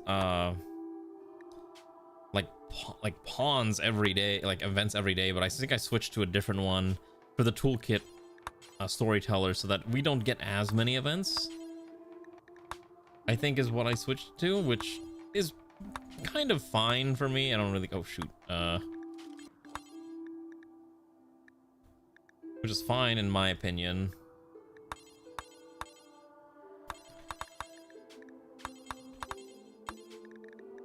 Oh shoot, how do I close this? Oh my god. Oh my god, how do I get out of this? Oh, there we go. Your pet rat 20 loves strawberries. Ooh. I'll keep that in mind if I ever end up having my own rat, which is unlikely, but that is kind of nice to know. Yeah. Hope you enjoyed your rat. I don't think I'd ever keep a rat personally. It's not like an animal I'm ever terribly interested in keeping. Ray says I have to meet the hamster daughter at some point, or else I'm gonna be a deadbeat parent who has gone to the corner store to get milk and has never returned in quite some time. And I'm like, well, I'll come back eventually. Eventually. We'll have to see. Use messages with loving. I don't really know how much, like, rats are able to, I guess, understand the concept of love like that, but I would be interested to, like, learn more about that at some point. I know there's a VTuber out there who really, really loves rats. I'm not gonna get into it, but they exist out there. Okay, I need to sort through this cacophony of nonsense. So, I can only make concrete mix one at a time. So, the problem is that there are 400 lime chunks over there, which is very rough to deal with. Do I just make a giant storage? I think I should. Hold on, I have an idea. What I'm gonna do, because we need to start sorting through this, I'm gonna make a couple giant crates that just store copious amounts of chunks that we don't need right now. So we're just gonna go 1, 2, 3, and then all 3 of these are gonna store, link together, storage, limestone. I gotta get this limestone out of here. There we go. Because I want to build the hotel. The colony hotel should be over there. Also, I apparently was correct. This is 3 tiles high. So I somehow did manage to get that correct. There's no nukes. We're not here to create nuclear weapons. Why are you trying to buy nukes? Hello? Wait, I don't remember authorizing the use of nuclear weaponry yet. Don't worry, at some point you can have funny things. Oh, okay, so, I forgot Steve had to eat. Okay. Okay, so we gotta get this garden planted at some point. We gotta move all this garbage out of the way too. There's just so much to haul around. Oh, that's cute. I didn't know rats could do that. But that is kind of cute. I'm not gonna lie, most of my experience with rats is basically the concept of Ratatouille, which is very much not, you know, real life. Wow, those are definitely some events. Anyways, Gorm, how come you're on the YouTube side today? I assume Twitch is just breaking for you, right? I remember you said you had like issues with Twitch recently, right? I'm glad I have the YouTube as an option for, as a backup. I'm glad I have the backup there. We gotta kill more animals. Kill the bucks. There's an elder green dragon that I don't want to touch, so we'll just kind of ignore that. God, that is a lot of small critters. Look at all those rats and squirrels we gotta go execute. Oh boy. There we go. Looks like it's gonna be a good event. Hopefully it'll be a good event. We'll have to see.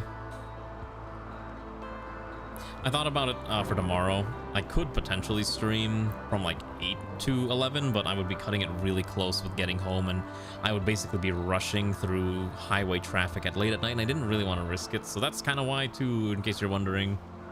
Maybe I'll go just walk around the city at late at night on a weekday evening, and hopefully I don't get mugged in the city. I'm sure that'll be fine, right? I'm sure it'll be okay. Oh my god, I finally have a multi-analyzer. It only took forever. Okay, we gotta start building that hotel. I can finally turn this into the giant research lab it was meant to be. Okay. Look at this. Look at this beautiful... Look at this. This is probably the most nonsense. I look like... This pond looks like a... I'm so sorry. My pond looks like a LARPer. Look at this. It's like some It's like some of those like military otaku nonsense. Like, okay, hold on. I just need to point this out. We got the glasses. We got the hat. We got the royal dress here. Royal robe with a lab coat underneath it. A knapsack, a scarf, and a regular backpack. All in one creature. This truly is one of the most characters of all time.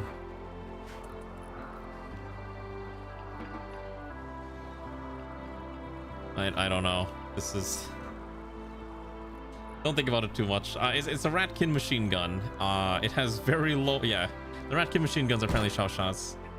Yeah, and the aviator goggles. It's just like silliness on top of silliness. Okay. Okay, crop field 1 is growing.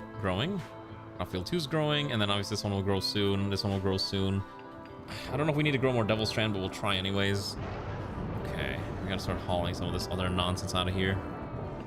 Mostly because, again, this is gonna be our brand new hotel. We're gonna set up the new living areas for our guests, and maybe we'll attach. So I think what we'll do is we'll have half of it be normal, and the other half is a prison.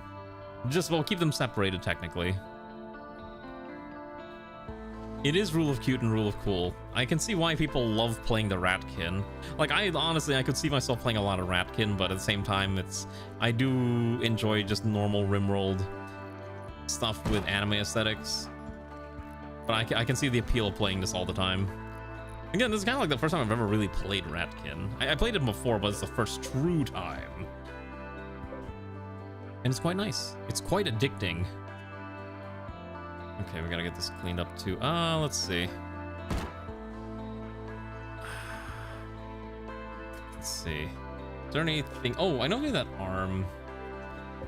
I guess we'll hold the arm for if someone loses their arm and we need it back. Are these guys ready to convert yet? Are you ready to convert? No. No, darn it. You know, I forgot that maybe the prisons should have a shower.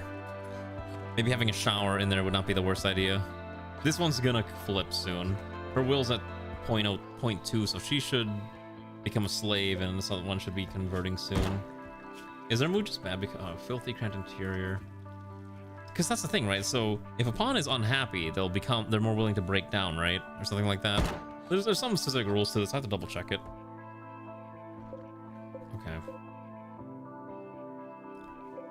Oh yeah, no, we're a little far away from researching that stuff. This is very much one of those slow burn colonies. Like, for example, I think I set my research speed to normal instead of fast or very fast. Normally we're playing with fast or very fast, so it's a little different. Fantastic. Look at these beautiful things. Okay, so what I'm gonna do is we're gonna get that poop out of here, and let's start hauling all of these out. I want all of that out of there ASAP. So everyone who's got nothing to do, let's start moving things. Yeah, actually what I'm gonna do is I'm gonna set this to like number 2. I don't want them to only do hauling. It's only if they've got nothing to do and their primary function isn't available. Right, let's start moving some of these rocks out of there,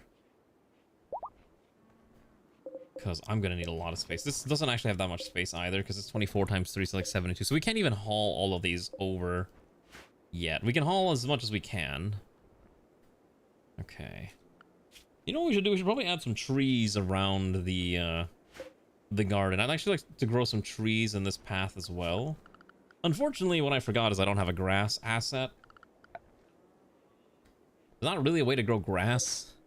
I think I used to have a mod that had grass flooring, and I just accidentally destroyed an entire grow zone. I might need to look into finding a mod that has grass again, because I think that is fun. Hay grass? Yeah. I never really liked the dusty brown soil look, you know? Like having something a little brighter, something more green. Okay, we should probably close off this and this. I've been meaning to do this for quite some time.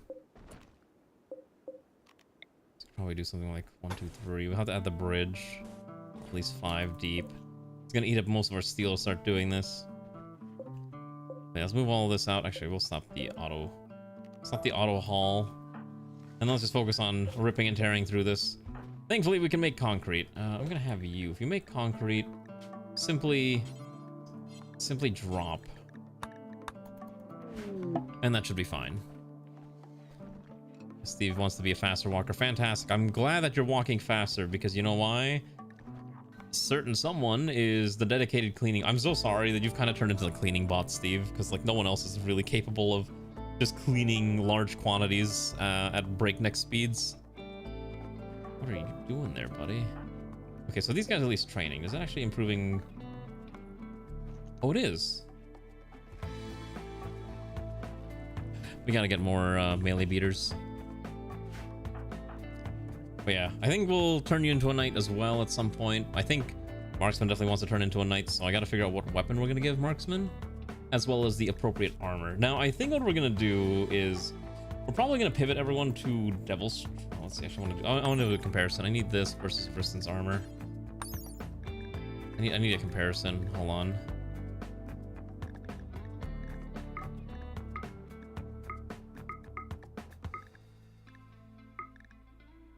Oh, interesting. So yeah, the combat suits are way better than the plate armor. I think it's time for our knights to become more modernized. I think it's time that we strip away the old armor, the armor of our forefathers, and perhaps we'll honor it and put it in like a pedestal, but it is time that we move onwards to more modern equipment like Devil Strand Ratkin combat suits, which will provide significantly more protection at the upper end, as well as also just having more insulation, and also, yeah, and just being able to avoid being suppressed and having more carry. Yeah, it's actually a lot. Holy cow. It seems really overpowered, actually. Wait, this is actually kind of busted. Wait, did I read that right? Oh, okay, but I think it eats up a lot of your slots. It eats up your backpack slot. It eats up all of your slots, except for your head. Yeah, okay. Got the mask already. Is there a Jinro? What do you mean Jinro set? Let's see. Oh, hold on, I gotta sign. Where's our big giant hamster?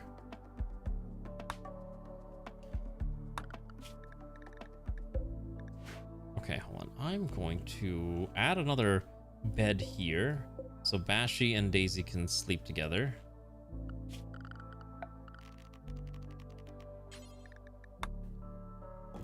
But let me look at the what is the general set? Is there something I can manufacture? Probably in this thing. I feel like I ran out of components already. Where'd all my components go? Okay, so let's see here. Big mask. I mean, I have combat suits, helmets, and masks and helmets. Let's look at what it oh, okay, that's what you mean. Yeah, so that would just basically be what you already have, which is the Ratkin combat suit. That's essentially what that is. So you already have the Jinro set, more or less. We'd probably just swap out your backpack for something a little less janky, although that is on the shoulder slot, so it's probably fine.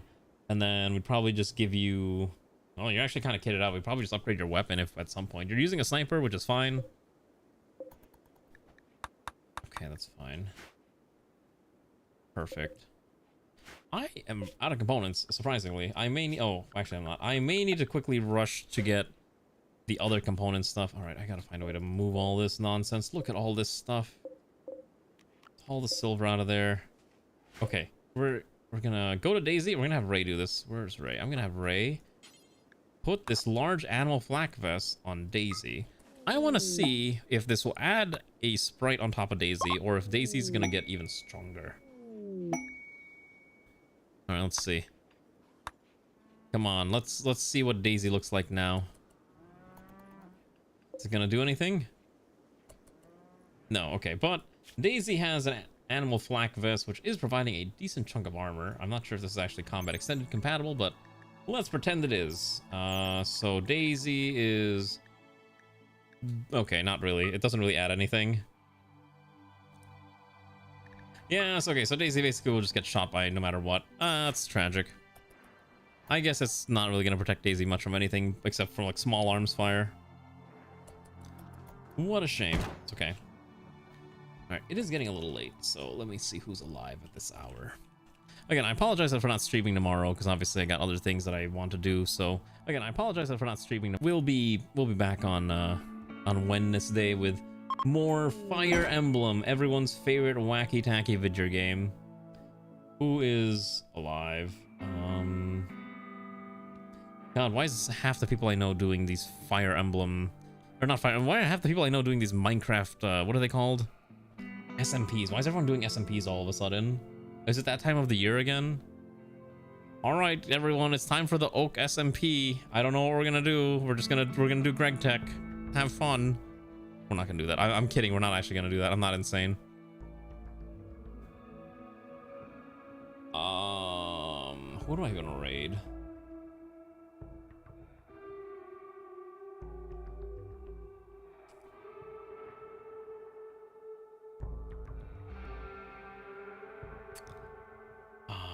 So the person I was gonna raid is AFK, because of course. I really need to follow more people. I don't follow enough people. I just kind of raid. You know, hold on, let's look at the Rimworld category. Let's see who's worth raiding in the Rimworld category right now. Okay, I don't know any of these people. Let's see.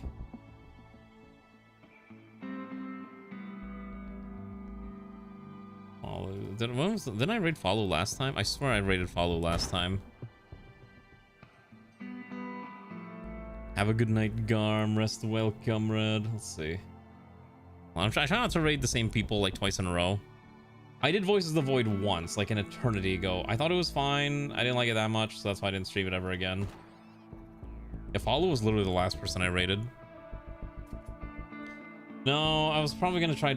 I don't mind if they're doing Minecraft, but the person I was gonna raid is kind of AFK right now, which is kind of annoying. Yeah, screw it, we'll just raid her anyways. All right, we're gonna go raid nice Queen D, who's playing some Minecraft. Old friend who did some TRPG stuff way back in the day. Say hello, all that jazz. Thank you for joining for Rimworld. I'll be back on Wednesday. I'll be and I'll probably post my food pictures tomorrow. So thank you for joining for Rimworld. Say hi. I'll be back on Wednesday, and we'll do a vote on Thursday. Oh boy, I don't like that word. Okay, Timberwolf is hunting more. We'll figure that out. All right, good night, goodbye. Thank you. Bye bye.